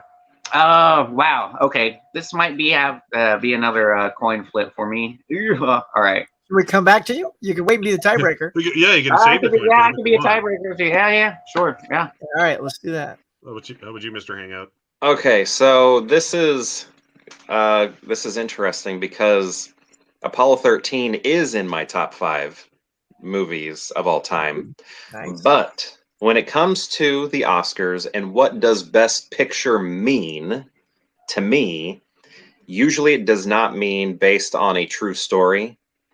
So while Titanic, that the sinking is actual events, the Jack and Rose story is completely written for the screen, right? So I think I have to, and the sweeping epicness of it all, but I am also very sad that a space movie has never won Best Picture. Gosh, what am I going to do? I think I'm going to go Titanic because it represents a little bit more what a Best Picture means to me. This is very hard, though, because Apollo 13 is like my favorite based on a true story movie and in my top 5 of all time. I'm gonna go Titanic. You decided for me because these are they're essentially equal in my book. I probably prefer Apollo 13 a little bit just because it's like all true story stuff and it's just as intriguing and intense. Right. It's one of those movies that where, like I always say, if I turn on the TV at 1 a.m. and Apollo 13's halfway through, I'll finish it no matter what. Yeah. It's because it's that engrossing. Titanic is comparable in that way though too. But Titanic, I guess, and I'm not surprised. It sucks that these two got paired together. Very much so. Because they're both movies I would vote for several times over everything else we've picked. I can't believe I voted against one of my favorite movies ever. I was a little shocked. You were pitching a good fight there, Mr. Hangout. These battles inside the brain. Sorry. You'll go to sleep tonight going, why? I will. I'm so sorry, Apollo 13. I will. Now, why couldn't it have gone up against this English Patient? That would have been exactly. So yeah, here's two more very similar movies that, surprisingly, they both won Best Picture. I'll say that. Sweeping epics of the '90s, dance from I think 1990. Mr. Hangout should start. He's got them both. There you English go. Patient. Oh, you got him on the ready there. English Yeah. Patient with That's pretty Ralph impressive. Fiennes and Willem Dafoe. The Weinstein, the first of many Weinstein Oscar movies, I think. Was The Yeah. English Patient, for at least the first really big one. So yeah, Hangout, you start. Since you have I think, I actually like The English Patient, and Kristen Scott Thomas is absolutely gorgeous. I mean, she's extremely beautiful. I just love her. But I'd rather watch Dances with Wolves, I think. Yeah, I would rather watch Dances with Wolves. Oh gosh, not the director's cut though. I wouldn't if it's the theatrical, not the director's cut. I've only seen each of them once, and it's been so long that I'm like, I couldn't tell you the difference. But I know it's, even though the theatrical cut's still like 3 hours long, right? And then the director's cut's like three and a half or so. It's like it's nearing 4. It's a beast of a movie, and then the English Patient's like damn near 3 hours too. Yeah. Oh man, I'm having a tough time Oscars here. loved in the '90s, big 3 hour long epic dramas. Yeah, I'm gonna go Dances with Wolves. Yeah, Very kind of tough, but yeah, that's what I'm gonna go with. You only have 4 seconds to decide. No. Yeah, go with Dances. But I want people to know that I actually do like The English Patient. Just purely based on rewatch of factor. Yeah. Right. How about you, Fish? I actually have not seen either one of these movies. Go by the poster. I was actually going to watch. How about you, Fish? What are you saying? Sorry? Oh, did he freeze? Our host. That's okay. I'm here. Sorry. No, I actually haven't seen either one of these movies. I do remember recording the Academy Awards with The English Patient on it, so I remember seeing those clips from the movie over and over again, but I never actually watched it. Dances with Wolves is one of my grandma's favorite movies. I never watched it. She saw it in the theater. Isn't there an intermission in that when it was in the theater? I think she told me that. I could be mistaken because it was might have been back then. But I have not seen either one of these. Like I was going to watch Dances with Wolves in November for Native American Heritage Month, but I did not get around to it. But so I'm sitting out on this one. Yeah, Fair call. So it's pretty easy because when I look at these, I just remember sort of what my overall impression was at the end of each one. And I just have to say, I mean, maybe if I rewatched, I'd have a different take, but English Patient just did not click with me. I found it just, when it was over, I was like, oh, wow, that was a lot. Like I felt the time on that one. And whereas Dances with Wolves also long, I did not feel the time. I felt the story was super compelling. I love the diversity of the cast. I love Costner. I thought he was fantastic in it. I thought he directed it really well. And, I was a fan of his. I was high on like Robin Hood and all those other good things he was putting out in the 90s. I even like Waterworld, That was golden age right there. Yeah. So, so just based on all the likability I had when I left Dances with Wolves, that movie stayed with me. So, I'm going to give that my vote. Easy. Yeah, that was easy for me. How about you, Mike? Have you seen either? Yes, I've seen both, and it's easy. Dances with Wolves, absolutely. I do not like The English Patient. I saw it one time. Super boring and dull. I don't even remember anything about the movie besides there was a patient in bed, and I even went through all the special features. I'm like, She was English. Let me go through the special features. And the movie is also that didn't make it any better. That movie just never again. Can't watch it again. Dances with Wolves, though, I did see recently. Very good movie. It's Avatar without the space. Right. That's excellent. That's great. It's not Dances with Smurfs. That's the best compliment you can give that movie. Entertaining from start to finish. It's great to see how he interacts with the Native American tribe, to see how he, gets absorbed into their culture. He transforms, and then he becomes more like them than where he came from, and then to see that clash. To me, that was perfect. So, Dances with Wolves, excellent. Yeah, it's a really long movie, but it still works. Very entertaining. English Patient, just no. Not. No. I don't know if I can do an hour of that movie again. I can't. I got a question for everybody. Did maybe it was just the age I was and when this movie came out, but did anyone else have to watch this in school? Like this was a viewing that I watched in grade school. I'm way older than that, buddy. I saw it here. I was long gone to school. Yeah. Cool. No, okay. Actually, I watched JFK in school. Oddly enough, since we talked about that. Oh, you talking about? I was watching. I'm so old. I was watching To Kill a Mockingbird in school. We watched that one too. But yeah, Dances with Wolves. I remember we watched in school. One of our teachers had us watch it. Yes. I will most likely be showing Dances with Wolves in school. So because I picked that one, you mean pretty decent movie. So yeah, that one also. English Patient, no, too boring for the student. Why do you hate that it, Seinfeld teacher? episode where Elaine goes to see English Patient? She just hates it. Yeah. And she like avoids talking about it because everyone loves it so much. And then she's like, "Oh, I haven't seen it." And her boss is like, "Oh, we have to go right now," and like forces her to sit through it again.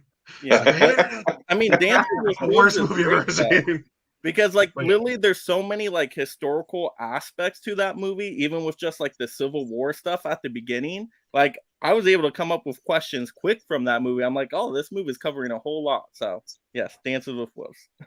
Nice. Yeah, I've only seen English Patient once, but that's because I don't remember really getting into it either, like everyone else has been saying.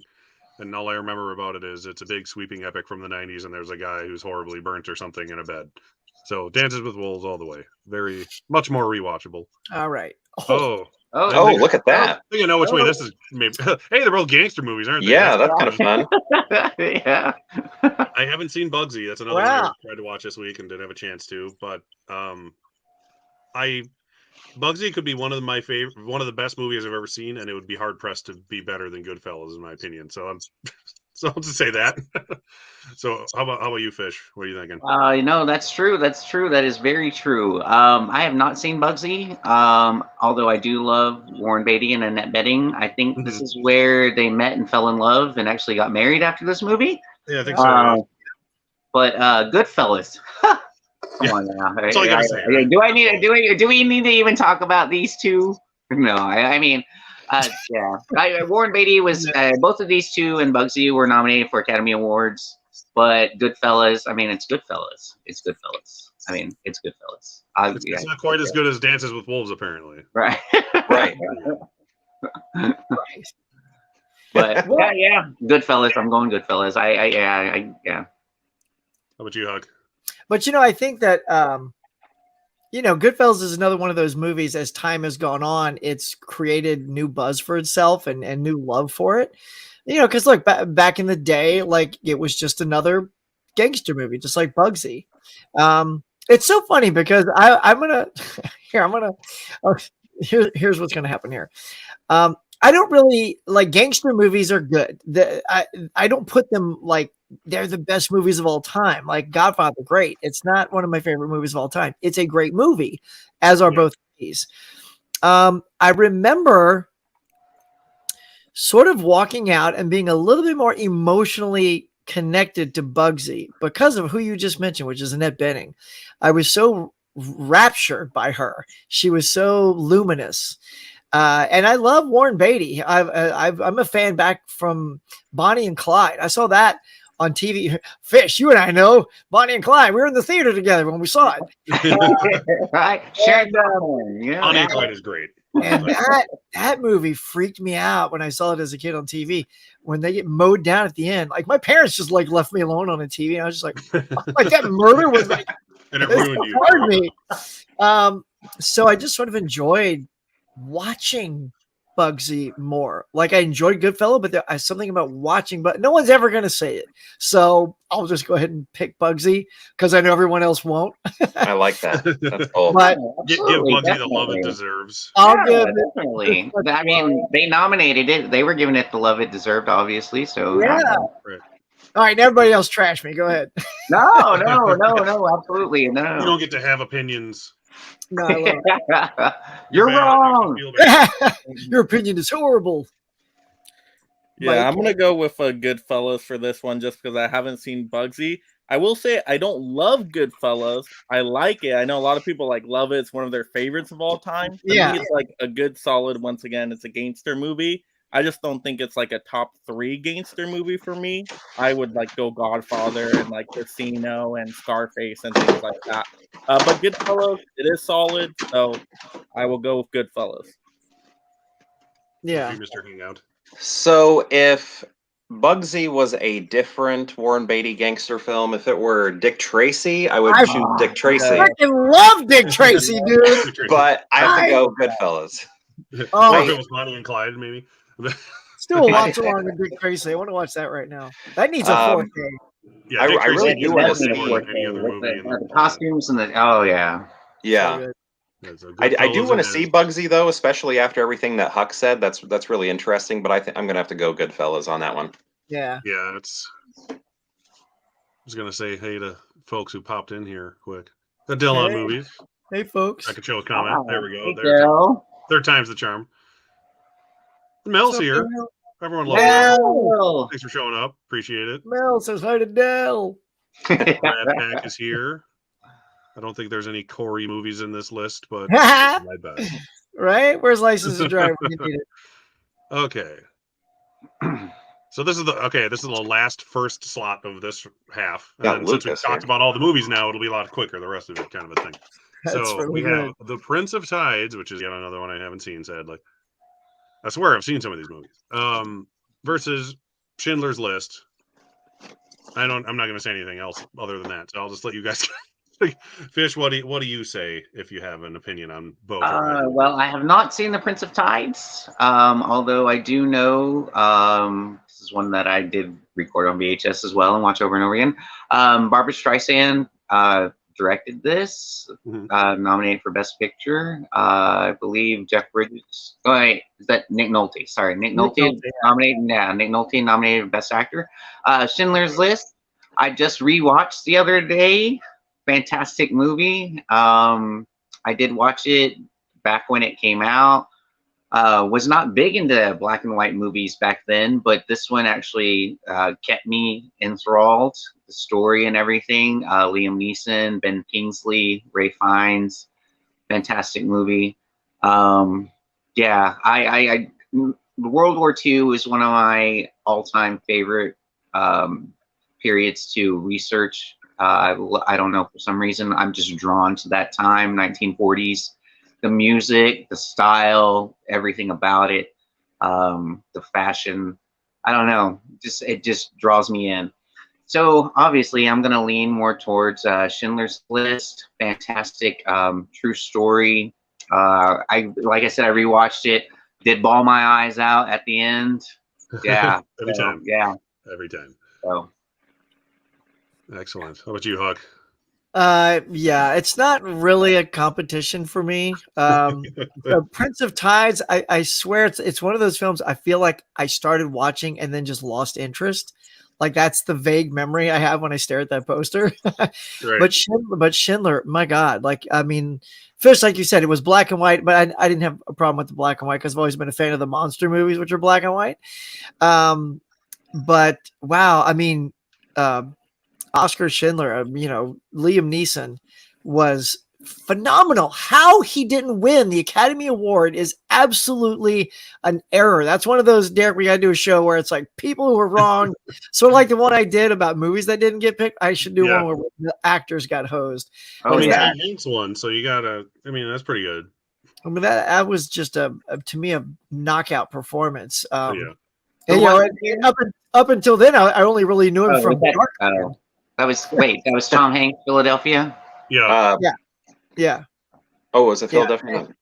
And Denzel Washington. Yeah, I'm kind of torn on that one though. So yeah, I'm gonna just and all the performances aside, included Schindler's List. Yeah. Schindler. Ray Fiennes is great too in that. He was nominated. Oh, fantastic! Talk about good. Yeah. For me, it's easy. Out of the two, I've only seen Schindler's List, and to me, that's one of Spielberg's best movies. Sometimes I forget it's in black and white just because I'm so into the movie. Yep. It's amazing, and it's one of the few movies in history to me that I think justifies the over 3 hour runtime. Like I need every minute of that movie. Yeah. Excellent. It's great. Liam Neeson's best performance to me, hands down, not even competition there. Yeah, Schindler's List, great movie, easy. Ooh. Yeah. So how many people watched this in grade school? Whose teachers showed them this one? Not us. I think I watched it on TV. I remember when it aired on TV with no commercial breaks. No commercial breaks, right? I remember that. Back when that happened. Yeah. Yeah. So yeah, I haven't seen Prince of Tides, so but I can't imagine it being better than Schindler's List. Right, yeah. I mean, there's no movie I haven't seen in this 50 movies that I think I would like more than Schindler's List. Right, so got to go with Yeah. Schindler's List there. It is my favorite Steven Spielberg movie, or I think it's his best anyway. Movie. Up there, yeah. Oh yeah. All right, so we're on to round two. Round two of half one. So this might go a little quicker because we've already talked about all these movies. Yep. So now we just Beauty and vote. the Beast and Ghost. I didn't have very many VHS tapes that I grew up on that were like actual VHS tapes, not taped off of cable. But I had both of these movies for some reason, which is weird. But your mom. Oh God, this is hard. I think I'm going to go with Beauty and the Beast by not very much, but I can't say it's nostalgia because I grew up on both of them. So by a hair, by a hairy hair beast, Beauty and the Beast. Man. How about you? Who you want? I'm gonna go Beauty and the Beast as well. Yeah. Got to represent the mouse. I'm gonna go Ghost. I'm going Ghost. And again, like pure hangout for same thing as like these are both out of the box things, which I love that they're kind of against each other right here. Yeah. But just kind of hold on to that Demi performance, it edges it out for me just a little bit. Yeah, a decent amount of people know Ghost. Everybody knows Beauty and the Beast. Gotta go Beauty and the Beast. Well, that's not why you pick it, though. Alan Menken and Howard Ashman are why you pick it. Because your heart tells you. I'm gonna actually. I love Beauty and the Beast. I really do. But I'm gonna go Ghost. I don't know. Whoopi Goldberg in that movie was fantastic. She was amazing. Oda Mae Brown, great. Yeah. Great You in danger, girl. Well deserved Oscar. Long overdue. Yeah. She should have won before, but yeah. Right. Well, like I said, I think we're 3-2 Beauty and the Beast. So we tried, fish. But Ghost is glorious. All right, here we have Babe versus Shakespeare in Love. I mean, do I even try? Do I even try? Do I even try on this one? Or? Yeah, I mean, I'm going Babe. I'll be honest. I don't know what you all say. I'm Babe 100%. Sadly, in a weird, like I said. Not sadly. I'm gonna go Babe because of the out of the box factor. I mean, it's great. It's so good, and then it's an odd choice for them. Mm-hmm. Yeah, and the director Babe. of Mad Max Fury Road. Yeah, that too. Oh, that's so weird. Yeah. Well, he produced it. He directed the second one though, which is even weirder. Babe 2: Pig in the City or whatever the heck it was called. I never got into that one. I don't think I ever watched it, but I love me some Babe. Yep, All gotta right. go Babe. Better lead performance, so Babe. From the pig or from James Cromwell? From the pig. The pig Oh, is okay. like help out as the lead in Babe. That's 3 for Babe, but I want to know what everyone thinks. Just Well, yeah, like I said, do I need to say anything? I'm going to say Shakespeare in Love, but I know I'm odd man out on this one. And I've said it before in the past, everything's better with bacon, although this is a little different bacon. slightly undercooked bacon. Yeah, it's raw bacon. Yeah, I'm with you, Pure Hangout. It's a beautiful out of the box pick, so gotta go Babe. Yeah, if you can make me cry at a pig being taken away from his mom, you did something right. Yeah. All right, here we have Braveheart and A Few Good Men. This time, since it was that in Apollo 13 before, right? No. What was it Braveheart up against? I can't remember now. JFK. I was on Team JFK. This time I'll be on Team Braveheart because the sweeping epic of it all, and it has a beautiful score that brings tears to my eyes. A lot like Schindler's List music, but not quite as much. Well, I'm going to go Team A Few Good Men. Yeah, Yeah, I knew you. I knew There's no way. Just because I want to even it out and see where everybody goes. it. Yeah, I'm going a few good men for sure. Oh, I'm going Braveheart. oh, fish! Come on. Fish, get your coin. What are you Or your doing? coin, whatever it is. No coin here, my friends. I'm going A Few Good Men. All the performances were amazing. Everybody for in that darn. movie is amazing. You know, even down to Kevin Pollak. You know, I love Kevin Pollak and stuff. You know, he's always a side character, but he's a great side character. He's Oh, yeah, always he's getting everything. Nice pick. Oh, look at this. Two 1999 Best Supporting Actor runner-ups. And neither of these movies won any Oscars, but they were both nominated for Best Picture.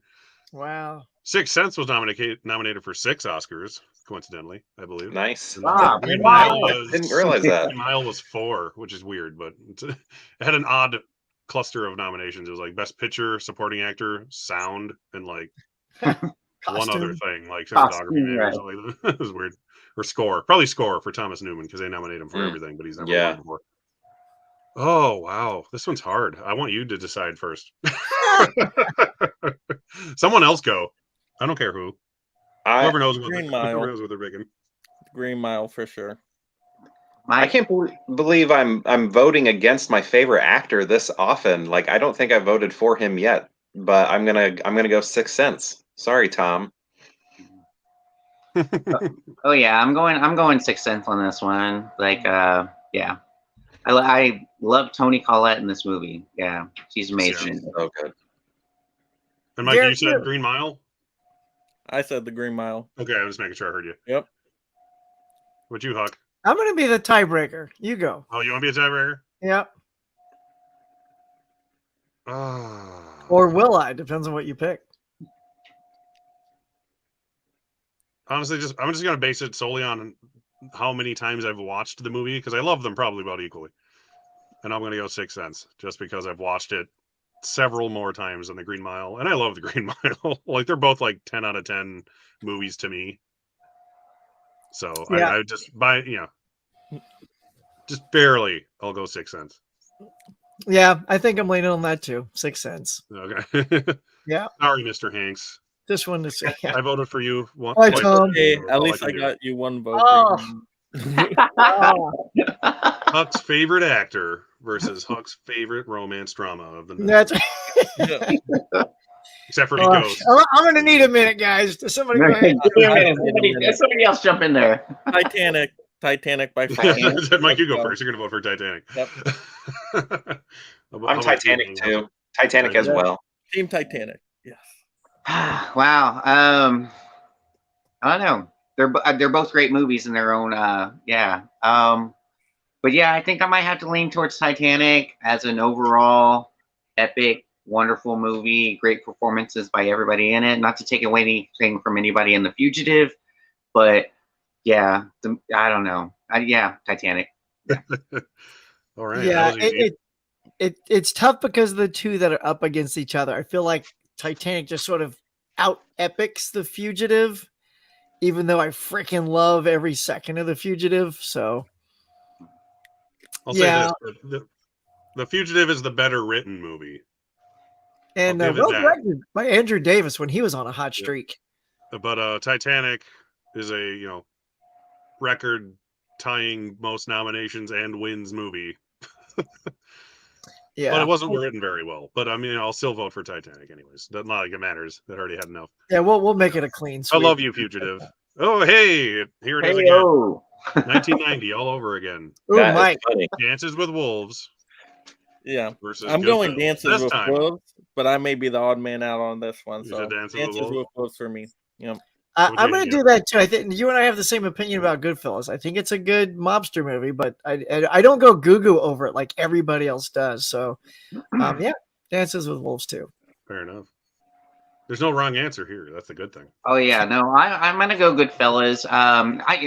Aside from the guys' performances, Lorraine Bracco in this movie is amazing. Oh, she's so good. Yeah. She's fantastic. Not to take away from Mary McDonnell in Dances with Wolves, she's fantastic in that too. Even though I haven't seen it, I know she's funny. She's fantastic in it. She's so good. I know she is. It's Mary McDonnell. Come on now. But Graham Berlin, he's good too. But I do lean more towards the Goodfellas because I have seen it. So yeah. Do you, Mr. Hangout? I'm gonna go Goodfellas. Okay. I just like it more. Yeah, same. They're both amazing. I've watched Goodfellas several more times, and probably will again several more times before I watch Dances with Wolves again. Yeah. Not that it's any worse of a movie. It's Yeah. just not nearly as rewatchable.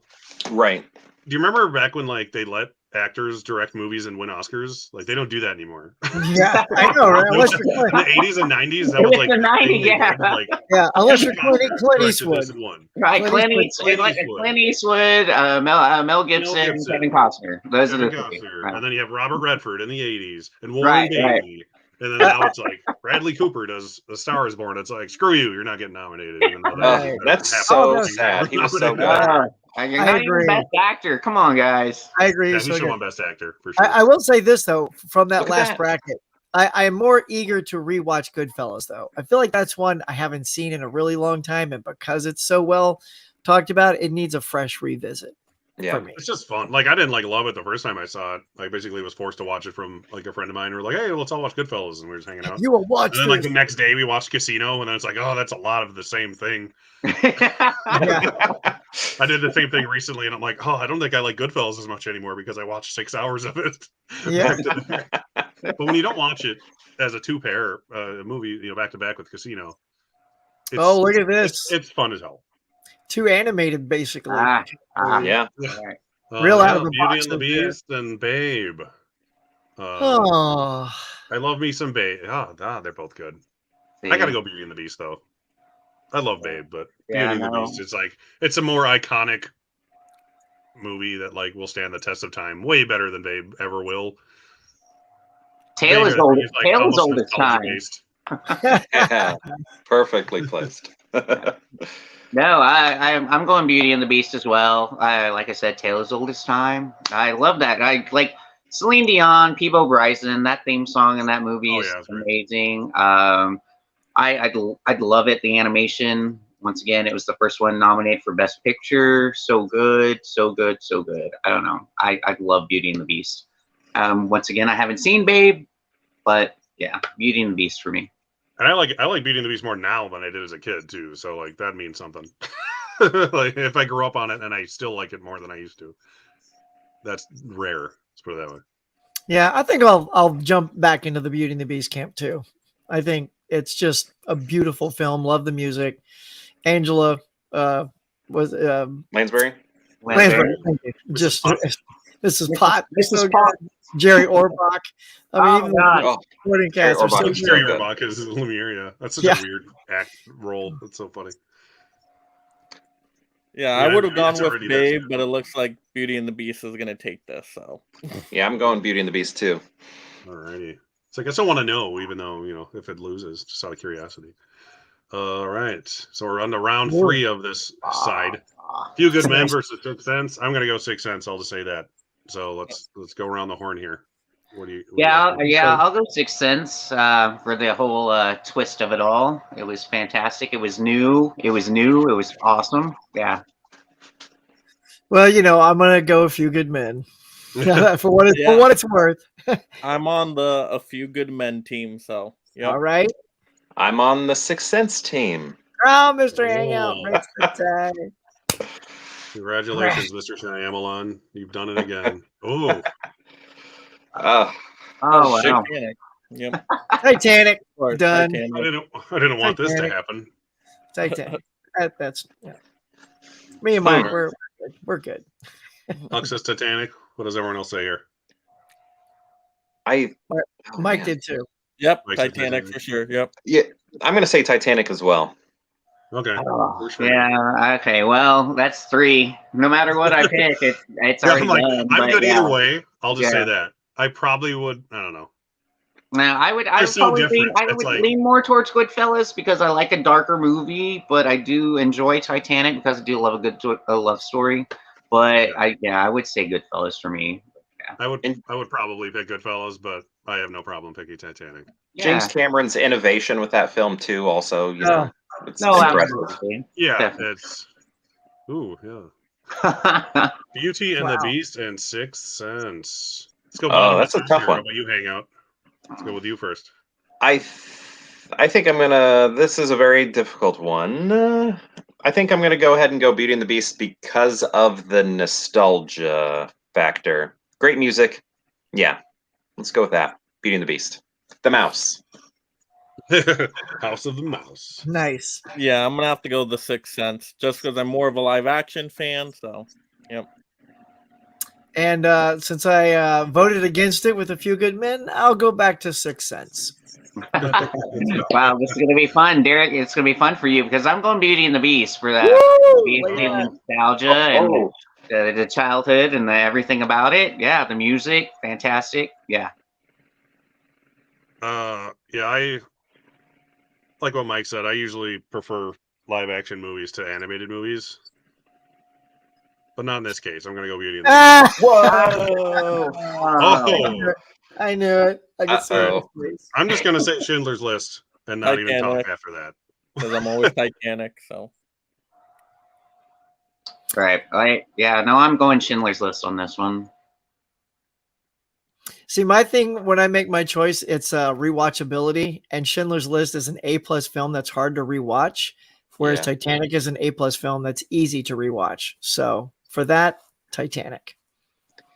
And I'm gonna just repeat everything Huck just said. Titanic. Oh, sorry, Spielberg. Sorry, bud. It's almost- He got that Golden Globe the other night. Yeah. How adorable is Kiyu Kwan? Oh. For God's sake, I just want to take him home. Oh yeah. I thought that was the last one. We got Beauty and the Beast and Titanic here. Okay. Oh no. Me and Titanic. Mike are done. Me and Mike are done. Yep. Okay, everyone who doesn't know, they're already voting Titanic. What are you voting for? No, I will go for Beauty and the Beast. I enjoy it. I for some reason I enjoy it a lot more.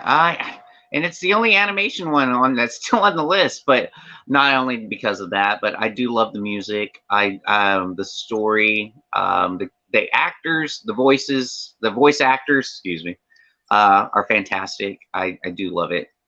Yeah, so I'm going Beauty and the Beast. And the mouse shirt man. It has to be me next, right? Are you gonna be obvious or It trick has us to be all? you. I have no clue here. I think I kind of see the Disney Renaissance as like a singular film, even though it's like 4. It's almost a decade's worth of movie. Yeah, so I don't know. I think But because I can't see Beauty and the Beast alone without thinking of Little Mermaid, Aladdin, and Lion King. So I think for that reason, Titanic really does kind of stand on its own. Yeah. So I think I'm gonna go Titanic here. Alrighty. I also would have voted for Titanic if it mattered. The time the They're Titanic did both not damn good sink. movies. All right. So Titanic is the winner of that round. So whatever wins this half will be facing That side of the bracket. Can we have a little what do they call it? Intermission? A little potty break? Yeah. Okay, I was thinking the same thing. So talk amongst yourselves. I was gonna go as well. Thanks for not making me be the one to ask for it. No. You're... If anyone wants to take I'm old. I'm old. yeah. I'm an old guy here. I gotta. Yeah. I'll be right back, kid. I'll be right back, Sonny. I've had like 4 use full of water and like a can of beer while I've been sitting here. So No, we'll stay on and entertain the fans while you're out. yeah, Huck, do your thing. Be fun. What is that? Yeah. All right, everybody, welcome to the Drink. I'll be right bracket. back. The bracket tournament of the 90s. Me and Mike are here to talk about Titanic taking on one of these fools from bracket number 2. Personally, buddy, I don't think they're going to stand a chance. But we're going to find out. I'm sure there's some winner chicken dinners on the right side. So that right side does look like it has some good movies, though. Just looking at pretty the glimpse stacked. of it. I mean, right off, we're starting with my boy. Help me. Help you, Mike. Show me the money. Yeah, no, Jerry. Show me the money. Show you the money. No, show me the money. Show me the money. God, that was such a great performance. Another lost opportunity on Mr. Cruz. Yeah. I feel like if he's lucky, Cruz is just going to get it as a lifetime achievement award, I feel like. Eventually, he has to. I loved him in Magnolia. I thought that was his shot at least holding the gold because he was fantastic. And it was a supporting role, so it was a little easier for him to grab it and still didn't walk away with the shiny little guy. Yeah, and he didn't get nominated for Maverick, right? Well, we haven't had the Oscar noms yet, but he was shunned at the Golden Globes, and he did not get one for the SAG. So Mr. Cruz? Yeah, Mr. Cruz. And here's like the Academy's opportunity to thank him for putting asses back in the theater without it being a superhero movie or one of those genre type picks. It's just an all-out blockbuster and it had good acting too, because everyone that came out of it, you can't just have a bunch of planes flying around and love the movie. You have to be invested in those characters and love them, or it's just a mediocre airplane movie. It would put more in line with the first Top Gun, which isn't mediocre, but you know what I mean? It would be like that one, but it has even more emotional stakes in it. So I just popped in to hear you talking about like being invested in the characters in Maverick. Like, I'm invested in Bob. I mean, come on. Like, come on now. What's I didn't even name? notice it was Bill Pullman's son until the end credits. Bob is And then it showed his name with his face, and I'm like, "Holy shit, that's Bill!" You see it. Like after you see the credit, you're like, "Oh my god, I see it. That's his son." Yeah, I did not know that. Oh yeah, it's adorable. But Tom Cruise produced the movie, so he'll get a Best Picture nomination, even if he's not nominated for Best Actor. So think of it that way. That's true. It's like Ben Affleck getting it for Argo. They dissed him, even though he won the Directors Guild. Yeah. They didn't nominate him, just like Ron Howard. They shunned him, but he won Best Picture, so he got a trophy. So, yep. Attaboy. See, that's how you screw the Academy. You produce and you direct. So either way. Yep. And you act in it. In all your movies. Yeah. You got to win something. Bradley Cooper's trying. He hasn't got one yet. Ridley Scott needs to figure that one out. He's lost so many opportunities for Best Director. He should have produced Gladiator, so he would have won. Yeah, that's what, if he would have produced it. Or like Martin Scorsese too, for like other stuff. Like he should have produced the movies get before. one for producing Nomadland? I think she did. Frances, yeah. So she has 4 Oscars. Yep. Yeah. And she's my favorite, so that makes me happy. She's amazing. I love her. Back into the groove here. Jerry Maguire and Awakenings, which I just finally watched this week, and I actually really, really liked Awakenings. Robert De Niro is fantastic in it. This came out the same year as Goodfellas, too. And his performance in this is so different from anything else I've ever seen him do that I actually really liked him in this movie. And Robin Williams always is fantastic, whether he's hilarious or dramatic. And in this one, he's very, very dramatic. I like Jerry Maguire. I've only seen it once, but I've only seen Awakenings once. It's just been, 3 days ago, as opposed to God knows how many years. I haven't gotten around the Columbia Classics Volume 1 set or whatever, or 2, whichever one it's in, to pop it in. Volume 1. Yeah, it's like I have it. I need to watch it. The one I don't have, Derek. The one you got because I told you. The one I don't have. Yeah, you should have ordered that. So that Ghostbusters set. The one I should have spent $200 and something on when it was that cheap. yeah. I was lucky, and I got it last year for. I bought it at like retail price, brand new on eBay. So it was like $160 after shipping and everything. So I was like, I can live with that. Yeah, it was the guy that did the Ghostbusters set. I think, I'm pretty sure it was because he was selling that at the same time. I was like, I kind of want to get both, but I really shouldn't. See, Huck, that was the one. That was a Ghostbusters set that I got after your video. Yeah. We just happened to buy it the same day. And Derek said that in his video too. He's like, Huck told me to go buy this, so I got it. So I'm glad I helped everybody out on that guy. Yes, absolutely, absolutely. Who's that? Okay, these two. I have not seen Awakenings. I do remember. Do you guys remember when pay-per-view was on back in the day, and they would show you little commercials to get you intrigued about a movie to make you buy it for like $3.99 or whatever? Oh yeah, rented. That's the only time I've seen anything for the Awakenings, but or Awakenings. Sorry, not the Awakenings, but Awakenings. Robert De Niro, I know is fantastic. Robin Williams is amazing, but I have seen Jerry Maguire. I wasn't a huge fan of this movie when it came out. I think, oh my god, hot take. I think it's a little overrated. I don't know. I like the performances by Regina Hall. Sorry, Regina King. Whoa, sorry, Regina King. and Cuba Gooding Jr. Oh yeah, it was great. But like Renee Zellweger and Tom Cruise fell a little flat for me. I did like what was the kid's name? Jonathan Lipnicki. Yeah. Oh yeah. Yeah. Adorable. He was adorable, but I mean, so like to give that a Best Picture nod, I don't know. I don't. Yeah. Are you So abstaining? I'm kind of out on this one because I didn't like Jerry Maguire, but I haven't seen Awakening. So So if it comes down to a tie, yeah, I'll jump in there. But yeah, we'll figure it out. Works for me. Huck, I know you like Mr. Cruz, so yeah, I do like Mr. Cruz, and I love the performances in Awakening; they're really solid. But I just I was super invested in Jerry Maguire. I really from that heartbreaking scene where he's doing everything he desperately can to contain that one client, Cuba Gooding Jr. It's like it's funny, but it's also heartbreaking at the same time. And Jay Moore, we haven't talked about Jay Moore. I mean, he's such a lech in this film, and but he just owns that persona extremely well. And I thought Zellweger was really great. She was super adorable in that. So yeah, I'm gonna go Jerry Maguire. I just enjoyed that film. Yeah, I agree. Jerry Maguire by far. Haven't seen Awakenings, but I love Jerry Maguire. To me, that would probably be my favorite Tom Cruise movie if it wasn't for Maverick. So, Jerry Maguire, it's amazing. So many great scenes too. Like when he's like, "Okay, I'm walking out of this office. Who's coming with me?" Yeah. Oh my God. He follows him out. I mean, amazing. So, Jerry Maguire. I watched Awakenings when I was a kid, and I was confused why Robin Williams was not hilarious in it, and it turned me off of that movie, and I haven't gone back to rewatch it. And now that I'm an adult and can accept his dramatic roles, I should probably rewatch it. But if you ask like 12-year-old me, 10-year-old me, however old I was, I do not like Awakenings.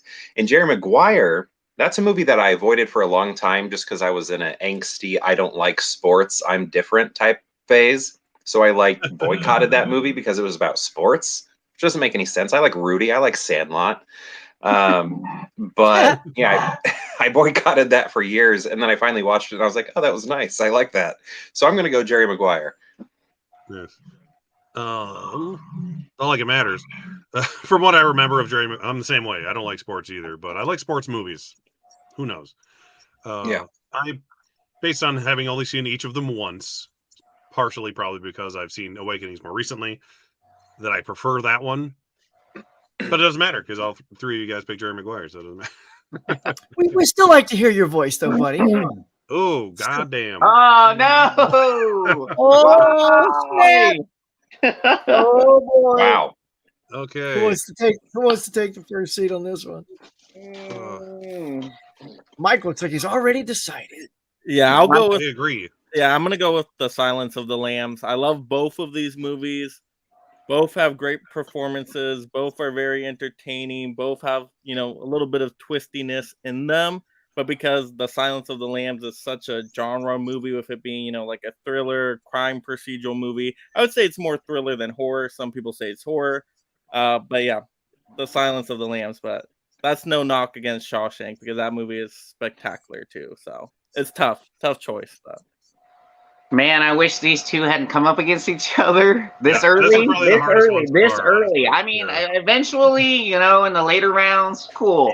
But this early, no. Okay. Let me talk about the one that I'm not gonna pick first. I love this movie. It's great. I found it later on, but performances by all the male leads were fantastic. So that being said, I'm picking Silence of the Lambs. It's the one who won the top 5 Oscars for the first time since It Could Happen One Night. Yep. Yeah. Fantastic screenplay, actor, actress, director, picture, fantastic. Hands down, one of my favorite movies of all time, Silence of the Lambs. I'm going Silence. Yeah. You had that on the ready, and we're not even talking about it. Why is that up, Mr. Hangout? I'm confused. Is it my turn? What do you guys say, Mr. Hangout? Okay, so I kind of everything that Mega Mike said with Silence of the Lambs being a genre film, that's so exciting. Shawshank is amazing, but the horror, thriller, crime, all of that, I guess, is way more exciting to me. So I'm going to go Silence of the Lambs. All right. Not as if it matters, but Huck, what do you got to say? Yeah, I mean, wow, this one really is like a coin toss fish. But yeah, again, I sort of like, I'm a sucker for letting genre show off like all these other straight up dramas, which we don't get enough of, So I'll go Silence of the Lambs, even though the part of me is like, no, it's Shawshank, Huck, just pick it. But the other half of the Huck says, but it's Silence of the Lambs, Huck. And I know. Trust me. That's why I was like, no, why? Why these two this early? It is but it's like so difficult. Any other matchup, either of these could have won, pretty much. And like, you don't want to forget about Jodie Foster. Like, everyone sort of leans on it's Anthony Hopkins, but let's not forget just how terrific she is. Clarice is amazing. That's what's kind of nice to pick that. Because Jodie Foster Levine is outstanding and absolutely should have been nominated for supporting actor, but wasn't. Just throwing that out there. I love these are once again, like with the other, I've said it on a different pairing, I forget which. These are both 10 out of 10, like perfect all-time favorite movies for me. So I would purely decide this based on the Oscarology of it. And like Fish said, one of the 3 movies in Academy Award history to win the top 5 Academy Awards, The Silence of the Lambs. Shawshank won nothing, but maybe it shouldn't have. Let's put it. No, it should have. It should have won. It should have won stuff. It's a fantastic movie. Probably. But sound editing, score, editing, anything would have been good. Costume design. But Silence of the Lambs, that's like literally the only reason I'm going to pick it. I mean, not like it matters, but the only reason I would pick Silence of the Lambs is because of its prestigious Oscar-winning history. I'm sorry, Shawshank. You should have made it much farther in this tournament than you did. That's right. It's like one of my favorite movies ever. No, same. It still makes me cry every time I watch it. I cry at Silence of the Lambs too. Well, I'll jump in first just because this is interesting. This may be the first bracket I've gotten to where I literally I haven't seen one. I fell asleep during the Nick Nolte movie, Yeah. But this one, I have to say, I actually haven't seen Il Postino yet. So, but I enjoyed As Good as It Gets. I love the performance. I love the interaction with Jack Nicholson, Helen Hunt, Greg Kinnear's supporting role as well. Just a very likable movie. Nothing earth shattering, but extremely likable movie. So, and it's in the new set, the new, and it's on right now. It's sad that it's the strongest title, or the most popular title, I should say. And that's that. Oh, come on now! I love Annie. Annie's great. I love Annie. Like my daughter, that was great. Annie this year or last year, and we watched it. It was really good. I loved Annie. It's terrific. Yeah, Tim Curry, come on. Anything with Tim Curry, Carol Burnett, Bernadette Peters. Okay, you're right. This is the second best movie in the set. That was not hard. It Happened One Night's pretty good too. I watched that for our best picture stream like this we did, and that was the first time I'd ever seen that. And I watched the 4K. I was like, this is really good, but it's really just like a really good romantic comedy that came out in the 30s. It was fun. It's fun. Yes, absolutely. The way Clark Gable and Claudette Colbert play off each other, it's really fun. It's definitely we're talking about these two though. Oh yeah, come on. Stay on target. Stay on target. Focus. Oh yeah. We're I have seen As Good as It Gets. I really did enjoy it. Helen Hunt, Jack Nicholson, both Academy Award winners for this. Greg Kinnear was great. Cuba Gooding Jr.'s in this one as well. Yes. Steve Ulrich. It was a very fun story. I think it was one of the first ones, besides What About Bob, that focused on like OCD and like, people like to have things a certain way and stuff like that. I have not seen Il Postino or The Postman, so I cannot talk on it, but I did enjoy As Good as It Gets. So, yeah. How about you, Mike? Yeah, As Good as It Gets, because I've seen it and I did quite like it. And I liked the opening too, because I didn't know where it was going to go. And I thought it ended really sweetly. So, yep, As Good as It Gets. Hang out. So I've seen both of these. I watched Il Postino's a friend of mine in grad school. It was his favorite movie of all time, so I watched it on that recommendation. I found it depressing, and if I remember right, it kind of just felt a little incomplete. If I remember right. Wait a second. Actually, am I remembering? Did the actor die while making it? I think he had died before the was- Oscars, at least. Yeah, he died Oh, okay. before the Because he was Oscars. nominated, but he was dead at the time when he was nominated. Oh, okay. But you might be right. It might have been before they finished the movie, for all I know. Right. But yeah, as good as it gets, I've watched that a lot. I've put that on quite a bit as a background movie. And easier watch. And yeah, I like it. It's good. Works for me. I don't have to pretend I watched Il Postino now. I can't believe I have seen it. Wow. Oh, what are you doing here? What are you doing? Are these Two computer original generated? screenplay winners Or going did, at Garrett, it. did you pick these or these computer Oh, generated? this is completely random. Yeah, I feel like I this would side- put these two together if I was in charge. I of think he actually picked the putting right these side together. on his own. Oh, I'm with you, wow. Mika. I You don't make me know. look Hey, good. I don't know, which way eh? I'm going, but not by much. I'll say that. Wow. Okay.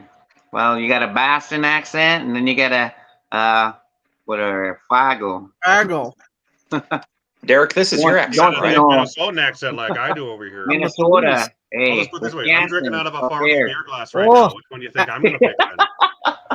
I almost barfed there. Okay, I'm Don't- all right now. Don't you All know? right. I just think I'm going to barf. Yeah. Man, okay, so I mean, I don't know. Who's gonna start? Well, you I'll already did. So start you go just first. because I Right. haven't seen Fargo, so What? Good Will Hunting by default for me. Take it Okay. away, Fish. All right. Well, I mean, I have seen both, and I do love Fargo. I do love Fargo. Frances McDormand in that movie. Yeah, fantastic. Although I did enjoy Good Will Hunting. More a little on the slower side. I don't know. I do enjoy all the performances. Matt Damon, Ben Affleck, Minnie Driver, Academy Award winning Robin Williams in this. Yeah. So, but oh my God, I love Frances McDormand. I really do. So I'm leaning Fargo. Wow. Good pick. Hey. They're You both wanna- good picks. You want to can't go, beat them. Mr. Hangout? Yeah, I think both of these are good. By this point, or maybe this was the movie that did it, I accepted Robin Williams as a dramatic actor. But yeah, Fargo by far. I think it's fantastic. I love I don't know, the Midwest, I guess. I don't know. It's just so good. And it's a true story. Not really. Actually, I don't like that part. That part I do not like at all. I wish that opening, I wish they wouldn't have done that, because I don't know. It takes you start researching it. I mean, I think everybody knows by now, but Yeah. I don't know. I just don't like that part. I wish they wouldn't have done that. It is kind of weird that they did that for seemingly no reason, but Yeah. I think bits and pieces of it are based on real things, but the actual like what happens in the movie itself is not. Yeah, I'd That snip story. that out if I were the editor. Like they say in No Country for Old Men, I can't say if it's true, but it is true that it's a story, and that Right. is the most Coen Brothers thing you could ever say, right there.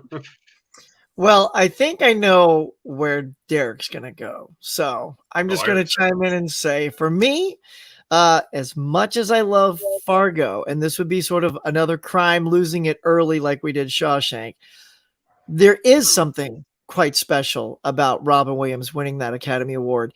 He was constantly known as the funny man, and just sort of, it's part of that whole out of the box thing, right? Pure Hangout. It's like, Yeah. that was his shtick. And oh my, I cannot tell you, as someone who came out here to California to do stand up and comedy and all that stuff, to watch one of my personal icons win the Academy Award, it was like, you see, what do we have to prove? That comedic actors can do both. It's harder to be a dramatic guy that can be funny. It's hard to do that because you don't have those chops, but comedians have chops to go the other way. And then and all that. I mean, for that personal reason, I pick it, and because I just freaking love the story. I love Matt. I love Ben. I love that they got the Academy Awards. I love Minnie Driver. Do you like apples? Well, I got a number. How do you like them apples? How do you like I them mean, come on, so good. Oh yeah, no, Ben Affleck at the end of that movie. Yeah. Even though I picked Fargo, not to take anything away from Good Will Hunting, it was a great movie. It really was. I really enjoyed it. I love Good Will Hunting. It's fantastic. But yeah, like I said, they're both the original screenplay winners for their respective years. Yeah. And yeah, they're both among my, at least, I don't know. They might both be my favorite movies of each of their years. Like I might like I love Titanic, but Good Will Hunting, I like as a story and characters and writing and all that important stuff. I think it's probably better. Titanic just has a lot more spectacle to it. Mm-hmm. But what yeah. you gonna do? But I can't vote against my homeboys Joel and Ethan Coen. So I knew it. I knew it. But I mean, I already made that obvious. So. Derek, you were like born and raised in Minnesota. Is that correct, or you just moved out there? Yeah. Okay. Oh yeah. I just don't hear it in your voice so much. It's because we don't really sound like that. It's more of a North Actually, Dakota I take thing. that back. My dad's best friend and my stepmom do. But yeah, it depends on where they're from. Kind of losing. Like it all of a sudden like comes in and out for me, but it's mostly because I just think it sounds funny. Yeah, seems it. more of a Dakotas thing. Right. Well, I'm from Oklahoma, and it comes in and out for me, and it's only because of Drop Dead Gorgeous. Oh yeah. I haven't seen that since it came out. All right. Cool. This is the first one I think that I haven't seen either movie. Sadly, I have not seen either one of these either. Really? Wow. I avoided watching Godfather 3 because I've heard it's so bad in comparison to the first two, and I have it. I don't like the first two enough to like make me want to watch the third one. No, it's not as good.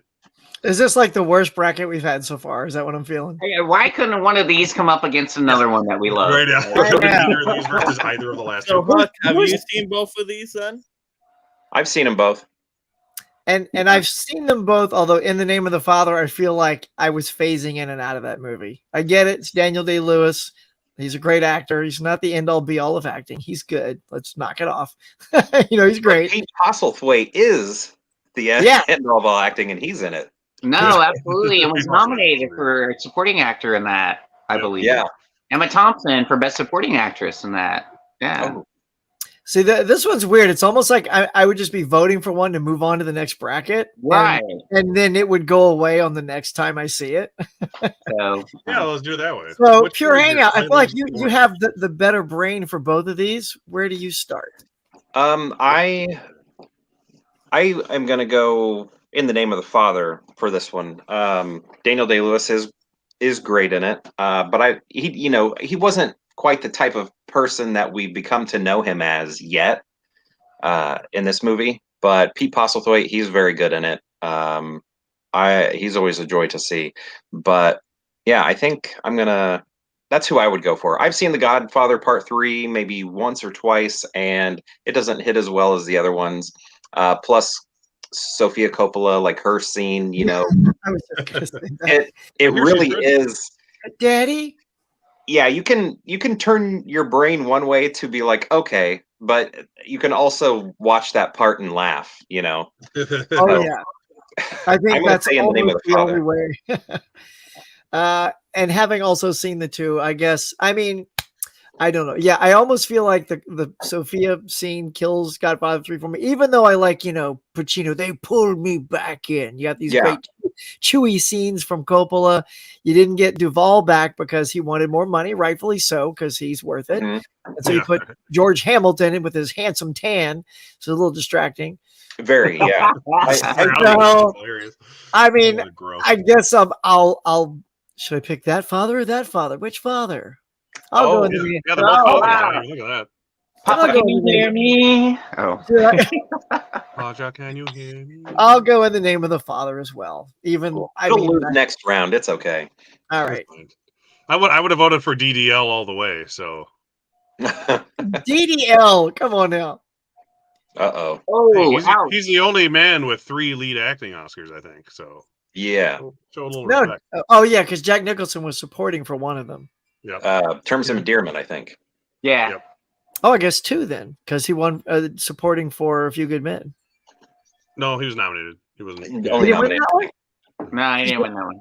He's won He's only 3. got, like, It's 13 Cuckoo's nominations. Nest. Yeah, it's Cuckoo's Nest. He won Yeah, for you're right. Cuckoo's Nest, then he won for Terms, and then he won for Good as It Gets. As good as That's it gets. right. Yeah. Oh, I'm shocked he didn't win. Well, these for are both really good.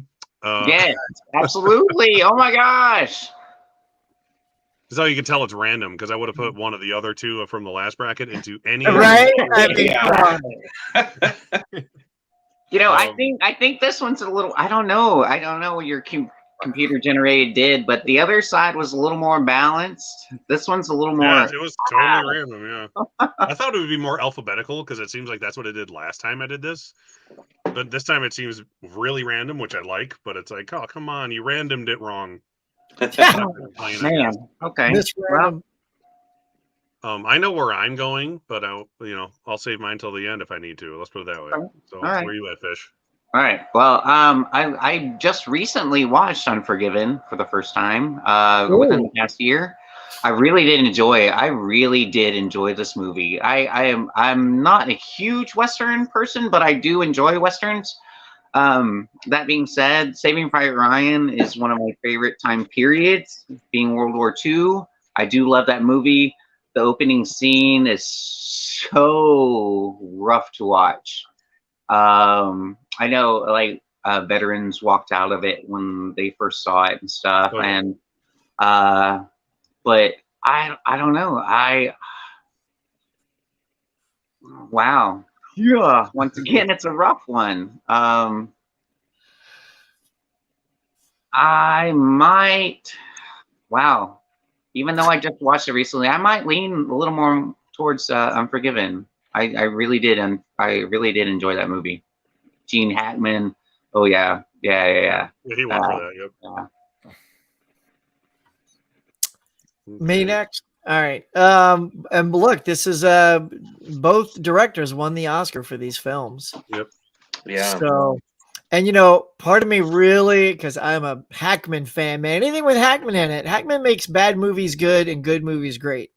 Absolutely. And I almost want to vote because he's in it, but the other one has so many other great. But I think look, Pure Hangout. We haven't given Tom any love, and so this is my chance to pay back and say it's time.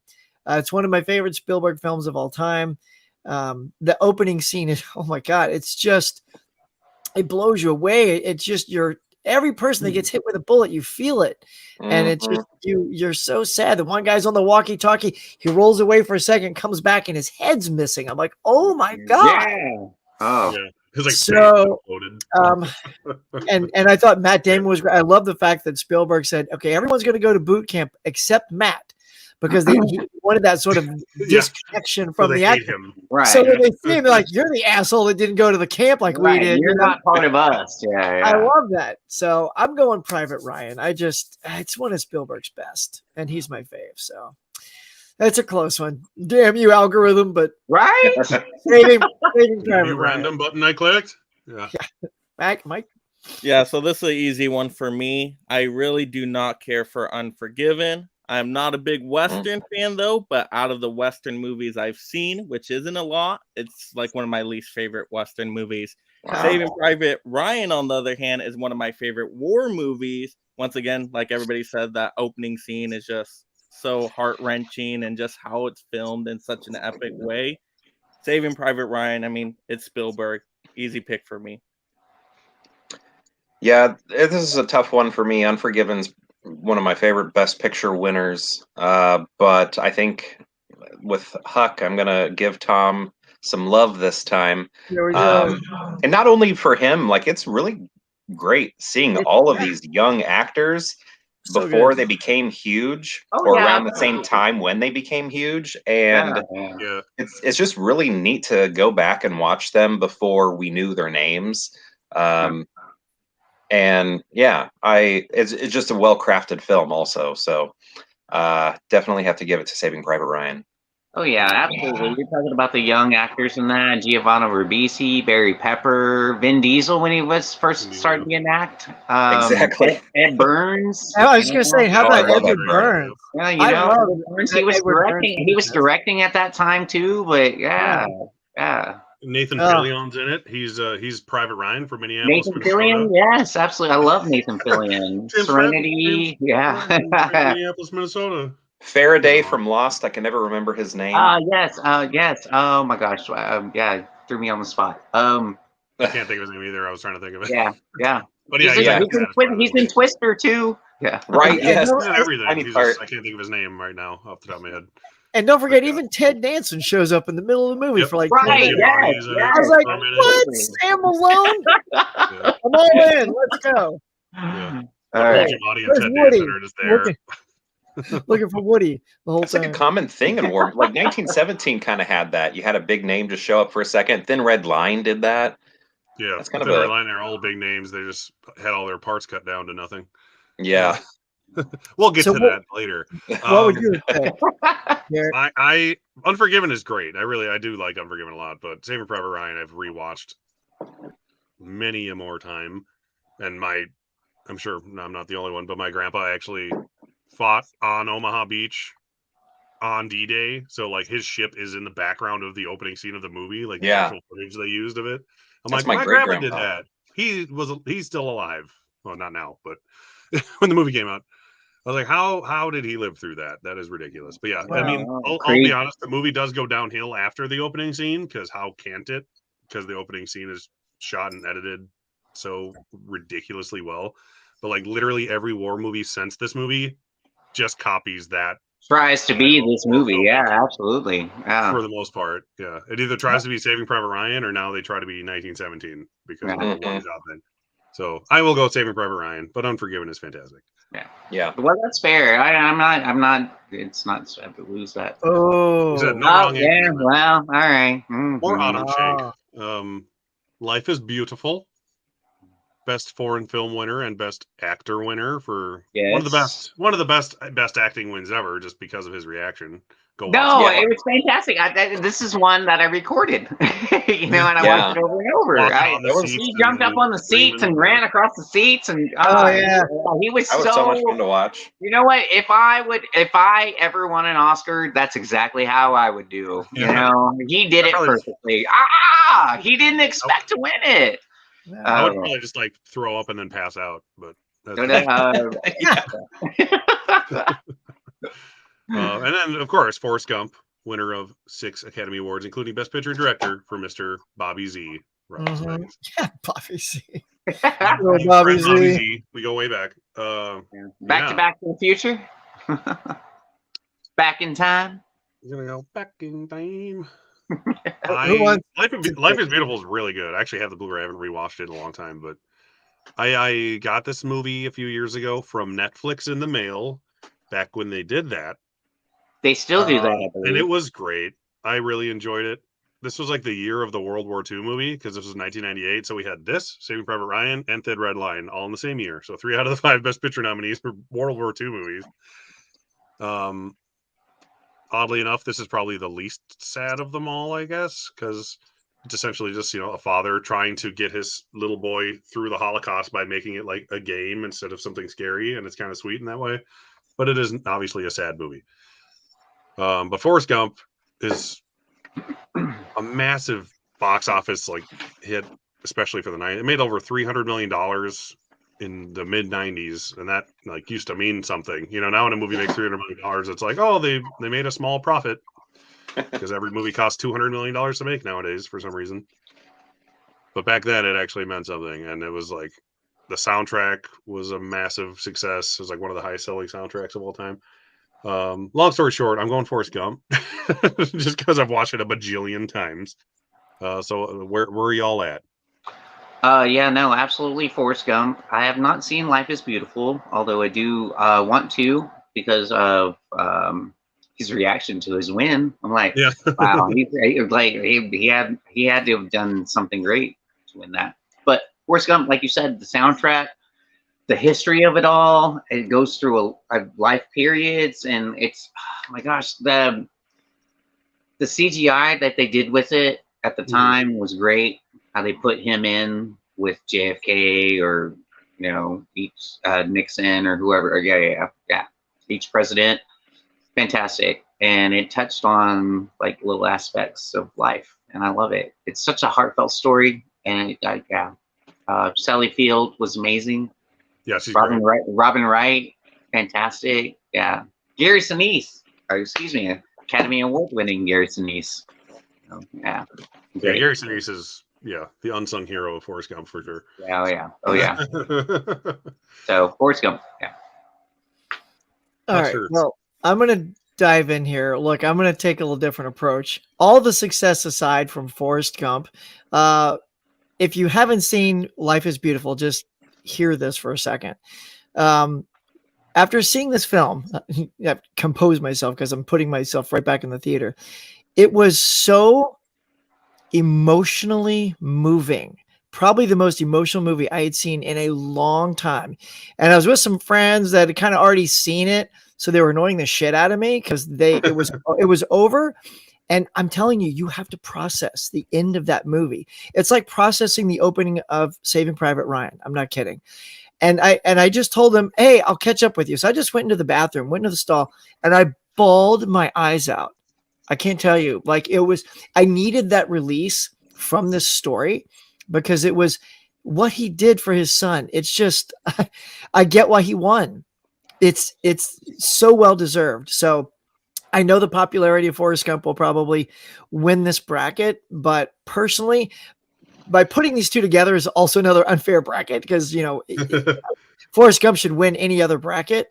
But personally, if I'm going off emotion and not anything else, I left more moved by Life is Beautiful than Forrest Gump. And I was moved by Forrest Gump. So let's put that on the table. Right. Life is Beautiful had a singular impact on me that it hasn't happened very often from films. So that's probably the one vote, but there you go. Everything you said is completely true, though. So, well, that's what I'm saying. Is like the way he won. Like he was not he did not expect to win that Academy Award. So when he won it, he was like, wow! He jumped up on seats and was like, yeah! It was great. It was fantastic. That's what makes. I'm surprised I still haven't watched that movie, but yeah. Yeah, I haven't seen Life is Beautiful, but now, Huck, because of you, I definitely want to see it because I love those emotionally moving movies, especially movies that can get me to tear up because I don't do that a whole ton in a lot of movies. I have to check it out. So really want to see it. But I love Forrest Gump. Forrest Gump is one of my favorite movies of all time. It's probably my favorite Tom Hanks performance. You got everything in there. You got the drama, you got the romance, you got some moments of comedy, just some moments of pure joy. All the acting talent is great. It covers a lot. There's a lot going on in the movie, but it does it in such a well-paced kind of way. So many quotable lines. I mean, life is like a box of chocolates. Like so many great scenes in there. Lieutenant Dan. Lieutenant Dan, just when he starts going in the ocean swimming, like, oh my goodness, just Forrest Gump's just amazing. So, of course, got to go Forrest Gump. Yeah, if you wanted to put it up against that, I would have picked it. Yeah, I'm embarrassed to say I haven't seen Life is Beautiful after all these years. I mean, I watched The Win. I remember watching The Win, but yeah, I haven't seen the movie. I saw, Benini's Win and crawling over the chairs and everything. But I'm going to have to go Forrest Gump. I do love Forrest Gump. That was actually the first Best Picture winner that I saw in the theater, and it kind of turned on my excitement for the Oscars because it was like, oh, this movie that I love that I saw in the theater was deemed the greatest movie. And then kind of ever since then, I was like, I really like the Oscars. Nice. I felt special, I guess, because I saw it in the theater and it was considered the greatest. Right. And I think you have to read Life is Beautiful. Don't see the translation one. Like watch the subtitles. Right. Okay. Yeah. It's a foreign movie, but yeah. Oh I always do subtitles. I always do subtitles, like original, like language. Yeah. I hope you guys like it when you see it. It is great. Hit me up. These two. Oh, this movie again. Yeah, Full Monty, which I finally watched this week. This is one of the ones I squeaked in because it was like the shortest Best Picture winner or nominee that I was able to watch. It was on HBO Max. So if you want to see Full Monty and you haven't seen it, go to HBO Max. And American Beauty, the apparent best SAG ensemble winner of all time, according to our first one of these we did. Yeah. Full Monty, I enjoyed, but like the cast was great and they're funny and all that. But the entire time I was like, this got nominated for Best Picture and Best Director, even more so than Best Picture. Like I was kind of confused by that. Like I get it from like the original screenplay standpoint, it's funny.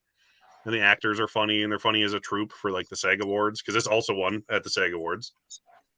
It was the one I hadn't seen, so now I've seen it. So I'm glad I did that. But yeah, American Beauty, I love.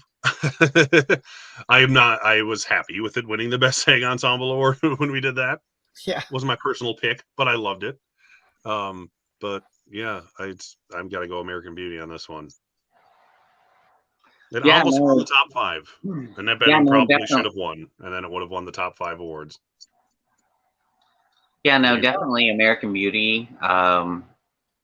Fantastic movie. Kevin Spacey. We know who or what he's done since or whatever. Yeah. Regardless, fantastic actor. I love his work.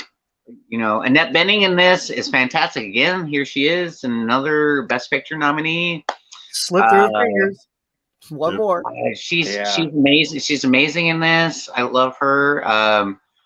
Introduced us to Mira Sorvino. I enjoy her as an actress. Thora Birch is fantastic. I've always loved her as a child actress. I think it introduced us to Wes Bentley. Great movie. On the other hand, the Full Monty, I did enjoy this. I watched this and watched it, I don't know, a couple years ago. It was fun, a lot of fun.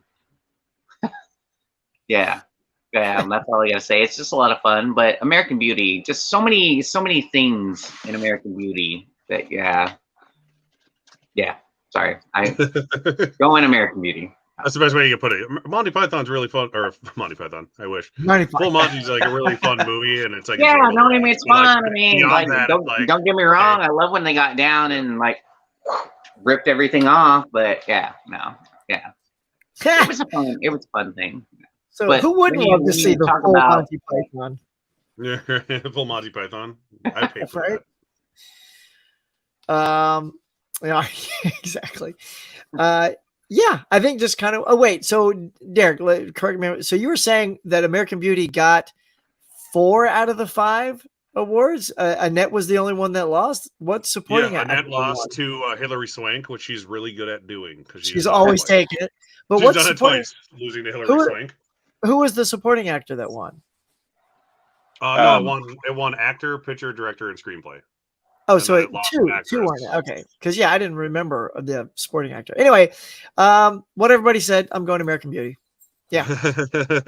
It was a very well crafted film. It was Spielberg's opportunity to get back at the Weinsteins and buy their Oscar.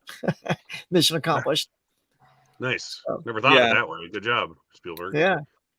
Yeah, I haven't seen the Full Monty, so American Beauty. It's fun.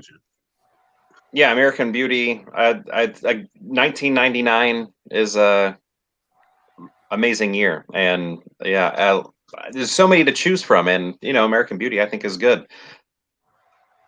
Great. Oh yeah. All right, these two. These two. I think I know which way this is going. Totally different. They both came out in 1994. One movie we've all seen dozens of times, I'm sure, at this point. And the other one is directed by Quentin Tarantino, and it's called Pulp Fiction.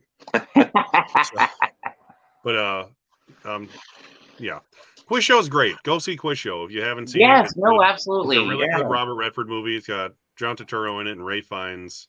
It's a very, very good movie.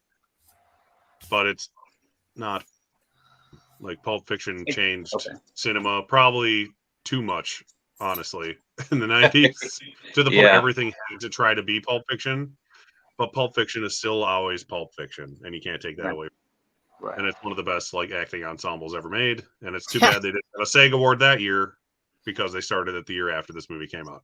So My vote is for Pulp Fiction, but Quiz Show is really good and it deserves to be seen. So you should all go see Well, I it. was about to say, I really enjoyed Quiz Show. I watched it a couple of years ago. John Turturro, Ray Fiennes, fantastic. And this is based on a true story. This shit actually happened back in the day. So I really enjoyed that aspect of it. And somebody getting screwed over for, like, I don't know. Yeah, I won't spoil stuff if you've not ever seen it, even though this movie's been out for 30 years. But check out Quiz Show. Really do. Because we've all seen Pulp Fiction. I love Pulp Fiction. It's probably one of my favorite movies of all time. But yeah, Quiz Show was a lot of fun. And I'm gonna go Pulp Fiction, even though I didn't like Quiz Show. What you, Hug? We're going in order? Okay. Yeah, I mean, same thing. I loved Quiz Show. It's a really great. I think this is the one where we're sort of telling everyone, if you haven't seen Quiz Show, this is our chance to tell you, go see Quiz Show. Now, that said, Pulp Fiction, the best winner. Let's go. Yeah. Pretty much. I mean, like, it's sort of one of those movies, what hasn't been said about it. It's just, I don't know. I think I'll just beat a dead horse if I talk about it. So. Like, if you know, you know. If you don't, go watch it. You don't, yeah. Yeah, exactly. So, Pulp Fiction. And it's not even my favorite Tarantino film, but I do. No, that's fair, but it's one of those, like, yeah. Oh, yeah. Yeah, put him on the map for sure. Mike? Yeah, haven't seen Quiz Show at all. I've seen Pulp Fiction once now because I just saw it on the 4K. It was excellent, so Pulp Fiction, of course. I'm going to go Pulp Fiction as well. Quiz Show, have not gotten to it yet. Really want to see it, though. Heard great things, especially from all of you that have seen it. It is good, yeah. It's basically a story. Oh, this is a weird pairing. Oh, wow. Which Emma Thompson movie is better? Okay. I haven't seen either of these, sadly. Same. I own Sense and Sensibility. It's in the Columbia Same. Classics Volume 2. Yeah, it's right up there. Remains of the Day is coming out on 4K in like a month, and I wish it would have So come I will out watch last that month. soon. I could have bought it and watched it for this. So, yeah. Which Emma Thompson movie is better? All right. Well, who has an actual opinion? Go. You're hanging out, amazing actor or director. This is a weird one. Like, of all of us, like, I have one pony in the race. Thanks to my wife, I've seen Sense and Sensibility because she loves that film and she introduced me to it. So for that, and I haven't seen Remains of the Day. So there you go. My one pick by default. And it's a charming little movie. Kate Winslet's also in this, and Hugh Grant. Great little film. Yeah, that was Kate Winslet's first nomination, I believe, if I'm not mistaken. Right, I believe Yeah. Yeah. That's okay. Yeah, It'll be taken down later by Pulp Fiction or something like that. So. Yeah, exactly. And that was Ang Lee directed, correct? Yeah. Yes. Yeah, maybe now that you say that, yeah, I think you're right. Which is weird for him, but yes. But he It's really doesn't weird have a for him 'cause specific. he does stuff like this. Come on, He Nate. does a lot of weird random stuff. So yeah. He's like, I did Well, Sense and he was and also- Sensibility, I directed the Hulk. He also Yeah. did the Secrets and Lies. That wasn't that him as well? The one with was it? Marianne Jean-Baptiste. Isn't that Ang Lee as well? What's that Ang Lee? No, I never that- listened to the director. That's Mike Lee, I think. Oh, you're right. You're right. It's Mike Lee. I only Different remember Lee. that. Oh, 'cause I okay. saw Wrong Lee. A Lee. Hey, Yeah. Differently. I mean, if I were to pick, like, just based on what I've seen of these movies, I probably would prefer Sense and Sensibility, just because it looks like a more charming, entertaining. Yeah, I was And going to say, Emma- the Remains of the Day, it movie. seems like a heavier movie. It seems like a more Howard Zinn kind of thing with Yeah. these two actors. I mean, I it's think- it's Emma Thompson and Anthony Hopkins again, you know. I think it's Merchant Ivory again Yeah. too. So yeah, It is, yeah. And look, Emma won the Academy Award Ivory for it. So Merchant. you got to give whatever her, it is. you got to give Emma credit for the Academy Award for that one. So Yeah, and then that's the one she wrote and starred in, right? That is correct. Sensibility, if I'm not mistaken. Yep. So Yep. I think Yeah. we'll just do this by default because everyone seems to think it seems better. Who doesn't already like it more? Well, yeah, I've seen Sense and Sensibility just because of the Columbia Classic set. I mean, Sure. I didn't really care for the movie because it's not my kind of movie, but haven't seen the other one, so Sense and Sensibility it is. there That you gets go. to lose. It's the to default winner. Whatever in the next round. All right. Ooh, oh my gosh, wow. please don't. Okay, I know where I am. Okay. Which I haven't seen Wow. Elizabeth, but I love Kate Blanchett. And LA Confidential, which is arguably the actual Best Picture of 1997. At least that was nominated, in my opinion. And it won screenplay and supporting actress for Miss And Basinger. Basinger, yes. And another fantastic ensemble with Russell Crowe before anyone cared about him. Right, yeah. That was like the first thing he was in, and then he was in The Insider like 2 years later. Guy Pearce, yeah. Yep, Guy Pearce. Danny DeVito, I think he produced it. And of course, Yeah. Danny was on the poster there. Yeah. Fish, what do you say? Oh, me? Okay. Oh, okay. I mean, I love Kate Blanchett. I love Elizabeth. This is one of my favorite movies. It's weird that this and Shakespeare in Love came out the same year, and I enjoyed Gwyneth Paltrow's performance. But after I watched it, I love Kate Blanchett's performance of Elizabeth. She's fantastic. She's amazing. She commands the screen. She should have won Best Actress. Sorry, Gwyneth, but she should have won Best Actress. I agree, and I haven't even seen it. So, yeah. The LA Confidential, I do love this movie as well. Very noir for our genre, our kind of time. Yeah. What I'm going to say is shit. That was the conclusion there. I know. I'm like torn because I love Guy Pearce and I love Russell Crowe. They're both starting out and getting into American film in this. Kim Basinger winning the Oscar. We need to come back to you. Is that what you're saying? Should we come back to maybe. Come back to you. You guys have a draw. Your reaction to this in the first place made you seem very torn. Yeah, I am. I really am. So if you guys have, if you want to come back to me a little later. Yeah. If we need a tiebreaker, we'll come back to you, kind of a thing. Yeah. Sounds good. How about you, Hook? I'll let the bottom work their way up. Mix it up a little. Well, in that case, this is very easy for me. So I guess what's my story? So Casablanca is a movie that I have watched many times, and it took like maybe 7 viewings to finally get it and like it. And I'm still waiting for that to happen with LA Confidential. Like now I love Casablanca, but I don't love LA Confidential yet. And I think maybe I'm still too young. I don't get it yet. But Elizabeth, I absolutely love that movie. I love costume dramas. I love stuff about the royal family. Kate Blanchett is amazing. It's much better than its sequel. I'm going to go Elizabeth. Oh, yeah. So originally I was going to abstain from this one because I haven't seen either of these two movies. First time this has come up. But because Peer Hangout compared LA Confidential to Casablanca, I'm going to have to, go with Elizabeth. So you think you like Casablanca? It's nothing like Casablanca, right? Yeah, it's not like Casablanca, but both movies are taking a long time for me to get. Yeah. Whatever sways your opinion, Mike. That's what counts. If you don't get it, I won't get it. So if it's the poster looks cooler than the other poster, or Pure Hangout tells you it's crap. Yeah. Well, once I hear Casablanca, I'm like, yep, not that one. All right, so for me, this one's a close one because for everything Fish you said about and Pure Hangout about Elizabeth makes her performances outstanding. She's riveting, controls it, but I kind of like the type of film that LA Confidential is more. And the performances are all great. Like we said, stacked cast over there, a bunch of newbies before they were somebodies, and it showed everybody that Kim could do really good, even though she sort of didn't continue too much along that path. But then she found little nuggets here and there, like 8 Mile. She was really great in that. I'll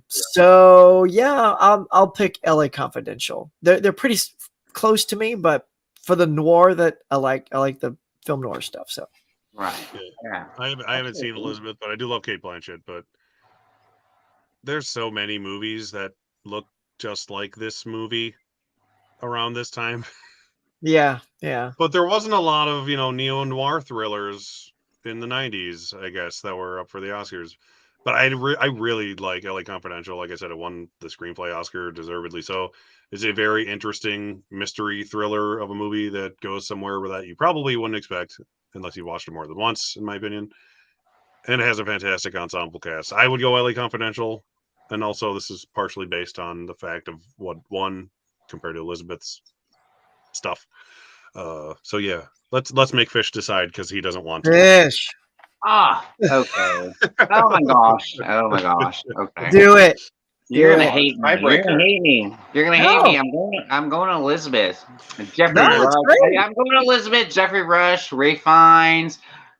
Kate Blanchett. Everybody surrounding this beautiful. Great performance. It's a fantastical piece. I love period pieces. So yes. Yeah. I love upsets. No, that's great. I love it. I'm like, I don't care either way. So. Wow. Still lose to Pulp Fiction anyways. Four Weddings and what is that? Four Weddings Weddings and a Funeral and the Oh, Thin I've Red never seen the Line. Thin Red Line. Terrence Malick. Yeah. Who's got to Let's go with say? you, hang out. Let's work our way up. Okay, I'm gonna go. I haven't seen Four Weddings and a Funeral, but I have seen Thin Red Line. Oh, Am I glitching? Okay, Yeah. sorry. There I think I just glitched. So yeah, I Suspense. haven't seen Four Weddings. I have seen Thin Red Line. I do like Terrence Malick, and I do like this one from him. I don't like all of his stuff, I guess, but I do like this one. And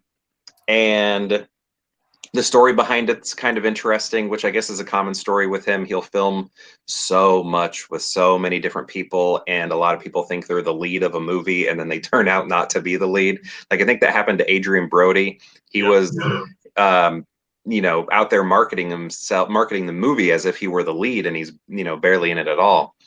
And poor bastard. Yeah, I like it.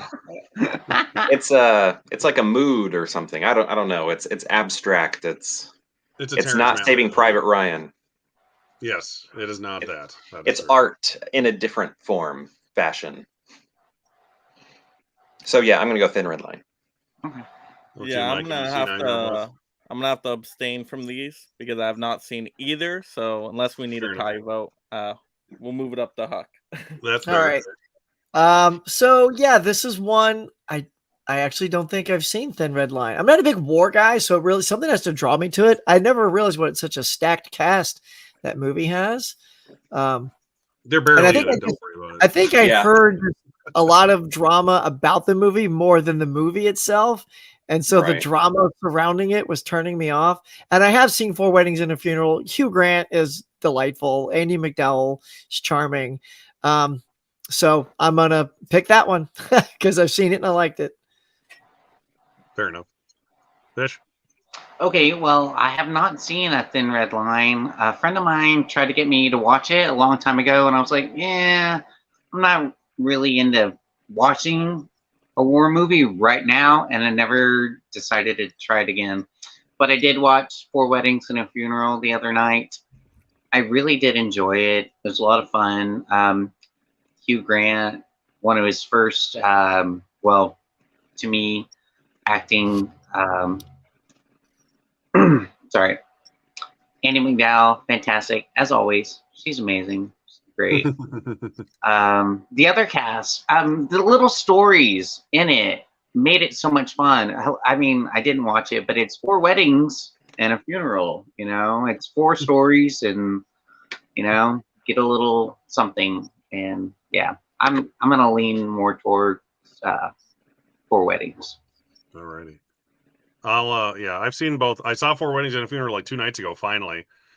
Yeah. And it is far and away my least favorite Best Picture nominee of 1994. I thought it was Well, 1994. Not that it's bad, but it's like the best year of the fuck decade. So it's like hard, It's a very nice romantic comedy. Yeah. That's interestingly put together. I'll give it that. Thin Red Line. I hate Terrence Malick movies so much. Every one of his movies is just footage of foliage and children playing and narration that's too quiet to the point where you have to turn your TV volume up all the way, and it just irritates me.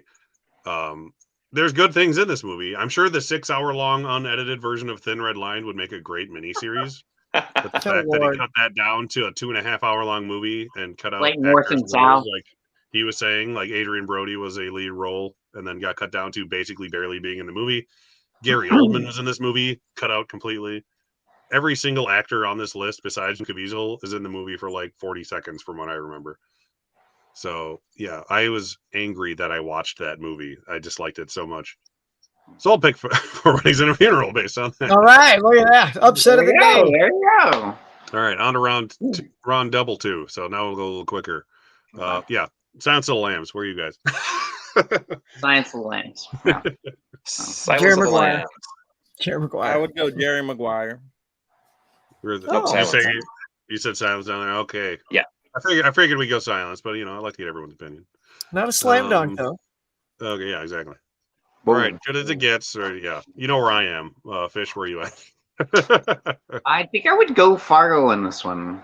Yeah. Yeah, of these two, I'll switch over to Fargo now. Of these two. Because I've seen As Good as It Gets. As good as it gets. Yeah. Fargo, I think, is the better movie. Love them both. Yeah. Oh yeah, no, they're great. Yeah, I like As Good as It Gets, but I don't remember like loving it. But I mean, even the first time I saw Fargo, I didn't love it. But like every Coen Brothers movie, I have to watch it more than once, and then I just fall in love with it because it's something clicks with me. Hence why they were my favorite filmmakers. So Saving Private Ryan. Yep. yeah. just do that. Yep. Okay. Yep. We'll go quick. Long night. It's been here almost 3 hours. Oh, All right, here's a real one. It's gonna be close for some Forrest people. Gump. Well, it depends on what Best Picture winners. See, give me both of these movies, and it depends on which day I'm feeling. You know? Exactly. Yeah. Like I love both of these movies. They're fantastic. Tell me which day I'm feeling. Like is it like today is the day? Or today's the day. Or am I a little melancholy? Or it's just Fish, what are you feeling, man? It's right Which here. one right would you gonna watch after this live? What are you gonna watch? Yeah. What would you rather watch now? Probably Forrest Gump. He said with Forrest Gump accent. He said with the accent, so I knew you missed it. And look, I know my Life is Beautiful lost to this, but now that it's here, I'm going with Forrest Gump. I'm back on the train. Yep, Forrest Gump. I feel like I've seen Forrest Gump so much, I'm like desensitized to it. So I'm gonna go American Beauty. I like that. I completely understand that logic. No, absolutely. Me too. No, yeah, absolutely. Yeah, but I'm like, I'd probably pick Forrest Gump, but not by next over American Beauty. Right. Pulp Fiction, everybody. Next. Yeah. I mean, come on, I was the only one that even saw the other ones. So with these two, I'm remembering I have seen Four Weddings and a Funeral. Before I said I didn't, but I have seen that. My stepmom rented it once, and I remember it being on in the house. But I guess for me, this one I'm gonna go Elizabeth, definitely, even though I've seen them both. Oh yeah, I'm definitely going Elizabeth. Kate Blanchett. Yeah. How about you? You've actually seen Elizabeth, and I haven't. So I'll go Elizabeth on this too. I mean, it's Kate. It's hard to go against Kate. I agree. Yeah, I haven't seen either, so fair whatever enough. you all decide. I don't like Four Weddings and a Funeral enough to even vote, and it doesn't matter if I do. So we'll go Elizabeth on that one. Okay, now it's hard. Oh, okay. This is definitely not one to say next on. Yes. Oh, Here's a real bracket. Wow. Well, mine's easy because I've only seen one, so The Silence of the Lambs. Oh man. Yeah, I'll chime in second because it's the same one. I think of the two, I'm going to lean to Silence of the Lambs. It's a tough one, but yeah, Silence of the Lambs. Who's going Fargo, eh?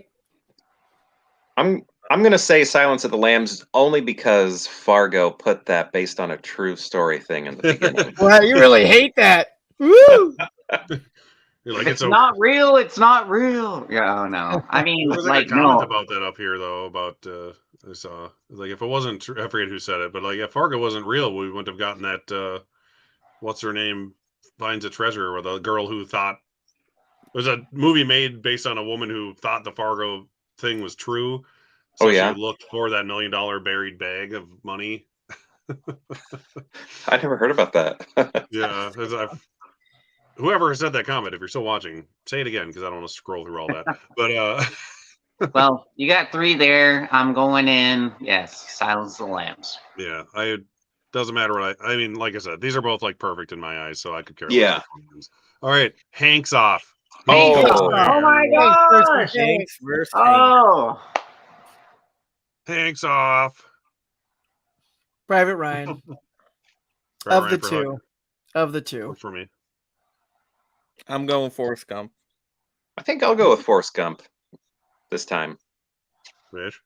I think I'm going Private Ryan. He had a little grit to it in that performance when he broke down and yeah. I'm Well, going talk Private about Ryan on the this. Hanks. I do love Forrest Gump. Talk about the movie. I do love Forrest Gump, but say Private Ryan when he like made himself. Yeah. Yay. Mr. Cinephile. This is hard. I mean, I love both of these movies like a lot, but in honor of my grandpa, I'll go Saving Private Ryan Oh.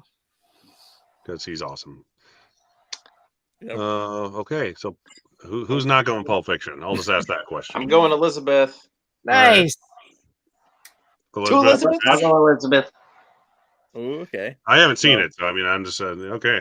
Everyone else going Pulp Fiction based on Mike, Pulp Fiction. Yep, Pulp Fiction. okay. Yeah. Like I don't want to say anything against. Oof. Well, this is easier for me than Fargo versus Saving Private or Silence of the Lambs. So I'll go Saving Silence of the Lambs on this one. Same. Yep, Yeah. Silence. Yeah. Really? I'd still go Private Ryan on that one. All right. But doesn't matter. Pitcher winning Silence of the Lambs did something that Saving Private Ryan only wished it could do. Alrighty. Ooh. Nitty gritty here. Oh, ouch. Here we get down to the nitty gritty. Like, how bad do you guys love Silence of the Lambs? Oh, how bad. We I'll have the just jump in. top 5 I'll just go- Oscar-winning Silence of the Lambs versus the I'm only gonna- one Best Original Screenplay, Pulp Fiction. I know. Since you guys have already, I'm going to go Pulp Fiction and let you guys fight it out and see if there's. No, I'm going Pulp Fiction. I'll go Pulp Yeah? Fiction. I will go love Silence. Pulp Fiction. I think I'm gonna go Silence as well. Ooh. Okay. Once Pulp again, Fiction's not my favorite Tarantino movie anymore. yeah, It's mine either. Honestly, That's it never fair, was that's one fair. of. It never was Yeah. my favorite Tarantino. Yeah, it doesn't keep Even me back from in the picking day. it. I always preferred Reservoir Dogs to Pulp Fiction, just a little bit. Yeah.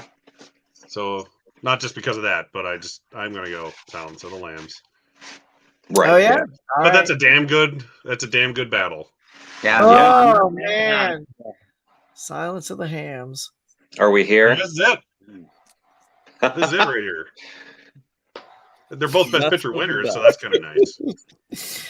Oh, this is so funny. Do we go Titanic, the 11 Oscar winning out of 14 record nominations, Best Picture winner that didn't get nominated for screenplay because James Cameron wrote it and he doesn't write good. He writes you, have so to say, good. you have to say doesn't write good for it to have the effect. Or do you go for the horror movie that won Best Picture The Out of the Box. and director and actor and Top 5. actress and adapted screenplay? We know where this is going, right, Mike? Well, for me, it's Titanic. Oh, So. Titanic, and you guys are going to Titanic, kill man. that. So. When Is your heart going to go on, or are you a It great will. big fan? So Celine Dion will sing to us in our sleep. Or am I gonna eat our liver with a little fava beans and my Chianti? oh man. What's funny is these are the two, when I was telling my wife I was doing this, these were the two she was wrestling with for her favorite. Yeah. Wow. um Think about everything you said, Pure Hangout in the past. I know. When you pick these. There's there's like the Out of the Box and the Epic that I with so much That- technical growth. And defines cinema. And You got to go with what your heart tells you.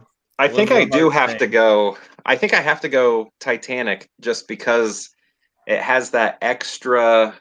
Sure, we have the Out of the Box a little bit there, but Titanic just. It's a Titanic of a film. Yeah, right. That didn't sink. Right. Smooth sailing. Could have ended careers, that one. Yeah. Well, look at this. I don't agree with this necessarily, Planet Mondo. Thanks for being here, by the way. Perfectly fine with never seeing Titanic again. So Silence of the Lambs. I half agree with you.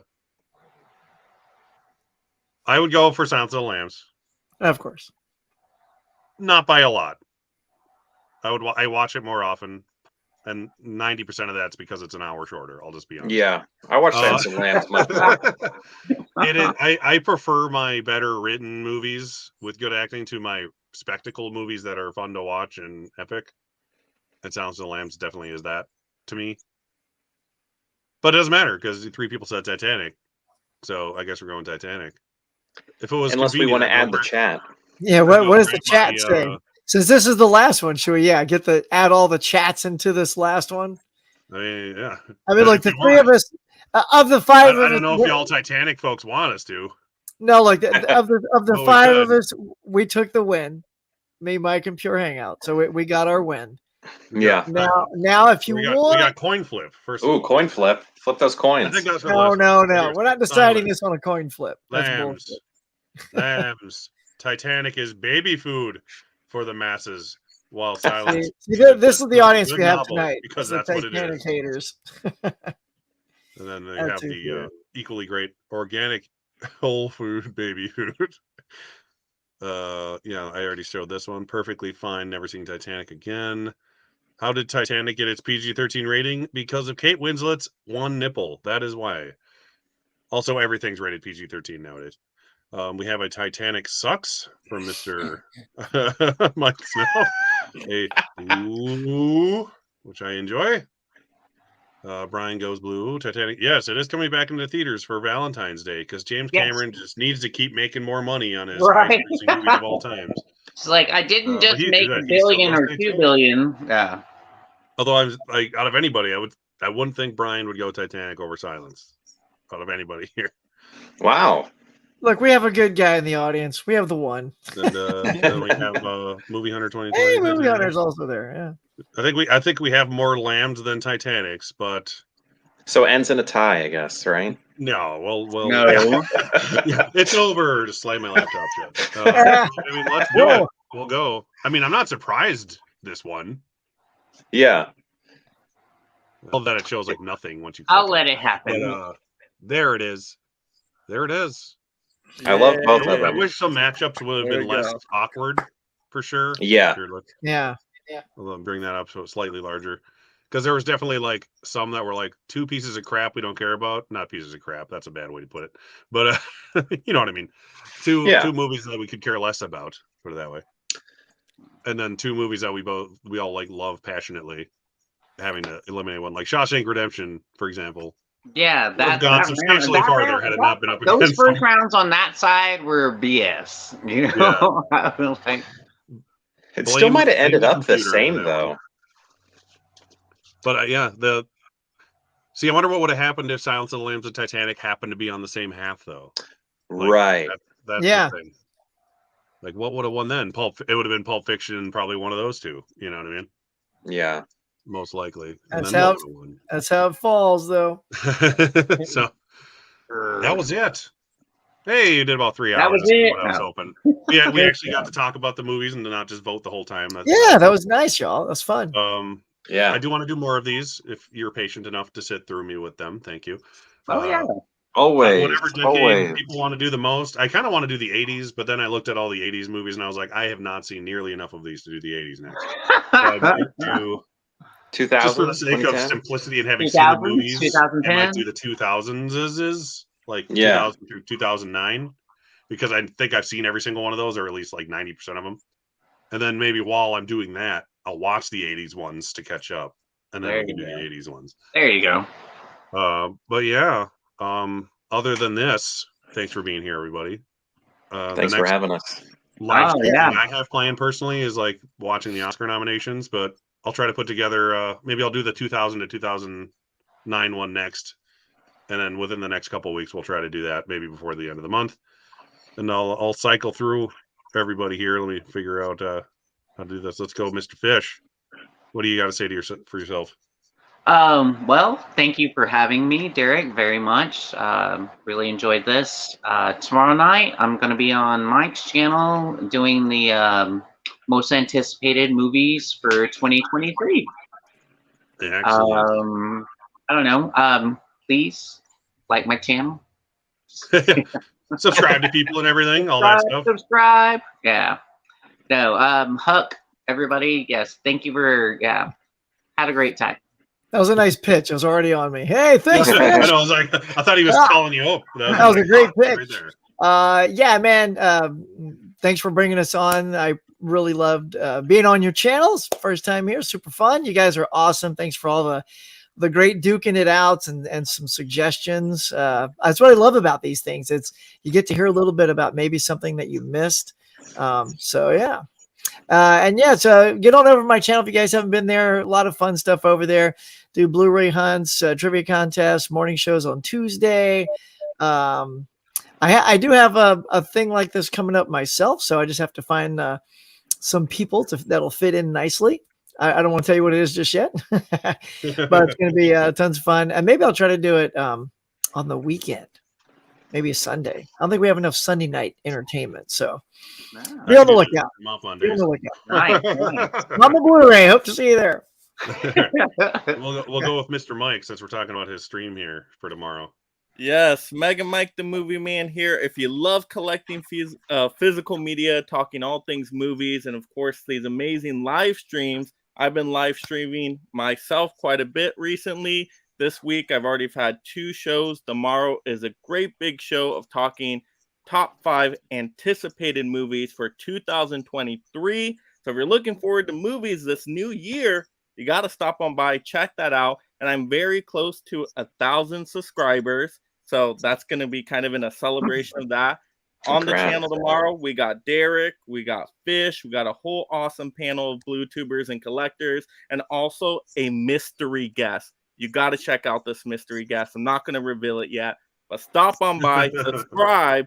Like I said, almost at that 1,000, only 37 away. So I know there's people out there watching right now that haven't been to the channel or haven't subscribed. Just stop on by, click that subscribe notification bell, and enjoy that movie amazing content. Over to the next person. Yeah. All right. Mr. Hangout.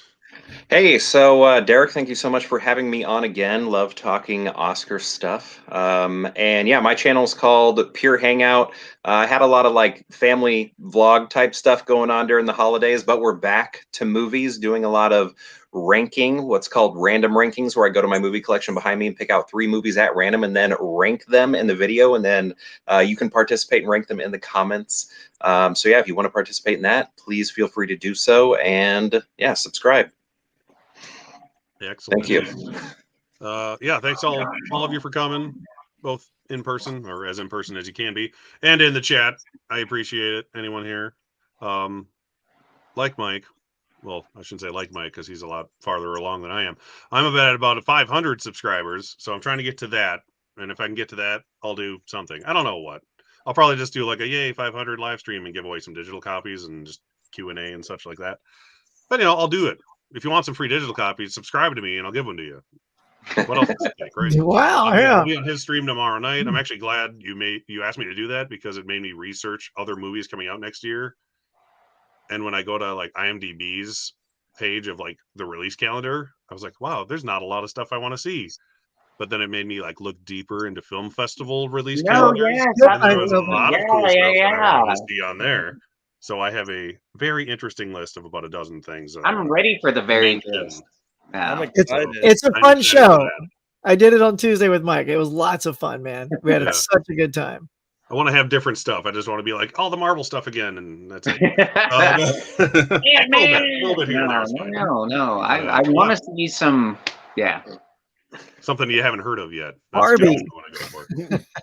Well, thanks for being here. Obviously, if you want to do one again, let me know. I'd love to have all of you back at some point or another. Yeah. Like I said, I'd love it. I'll probably do this for the 2000s, the aughts, as we call them, decade, just because I've seen more of those, and I'll feel a little more prepared to do so. And then I would like to do the 80s and the 70s and every other decade, not maybe every decade, because when you get into like the 20s, who cares at that point. Then your only guest will be Like Tim. there's like three movies. Be like, here's Tim and Planet And- X2. and Tim. Yeah. I'll do a 50s one with Tim and Ben Buster and just let them talk the whole time and I'll just click the button. But yeah, thanks again. I'll be on our way out now because, for me, it's late and I got to wake up early and drive my kid to school tomorrow. So, like I always say, thanks for watching and I'll see you next time. Bye guys. Thank you.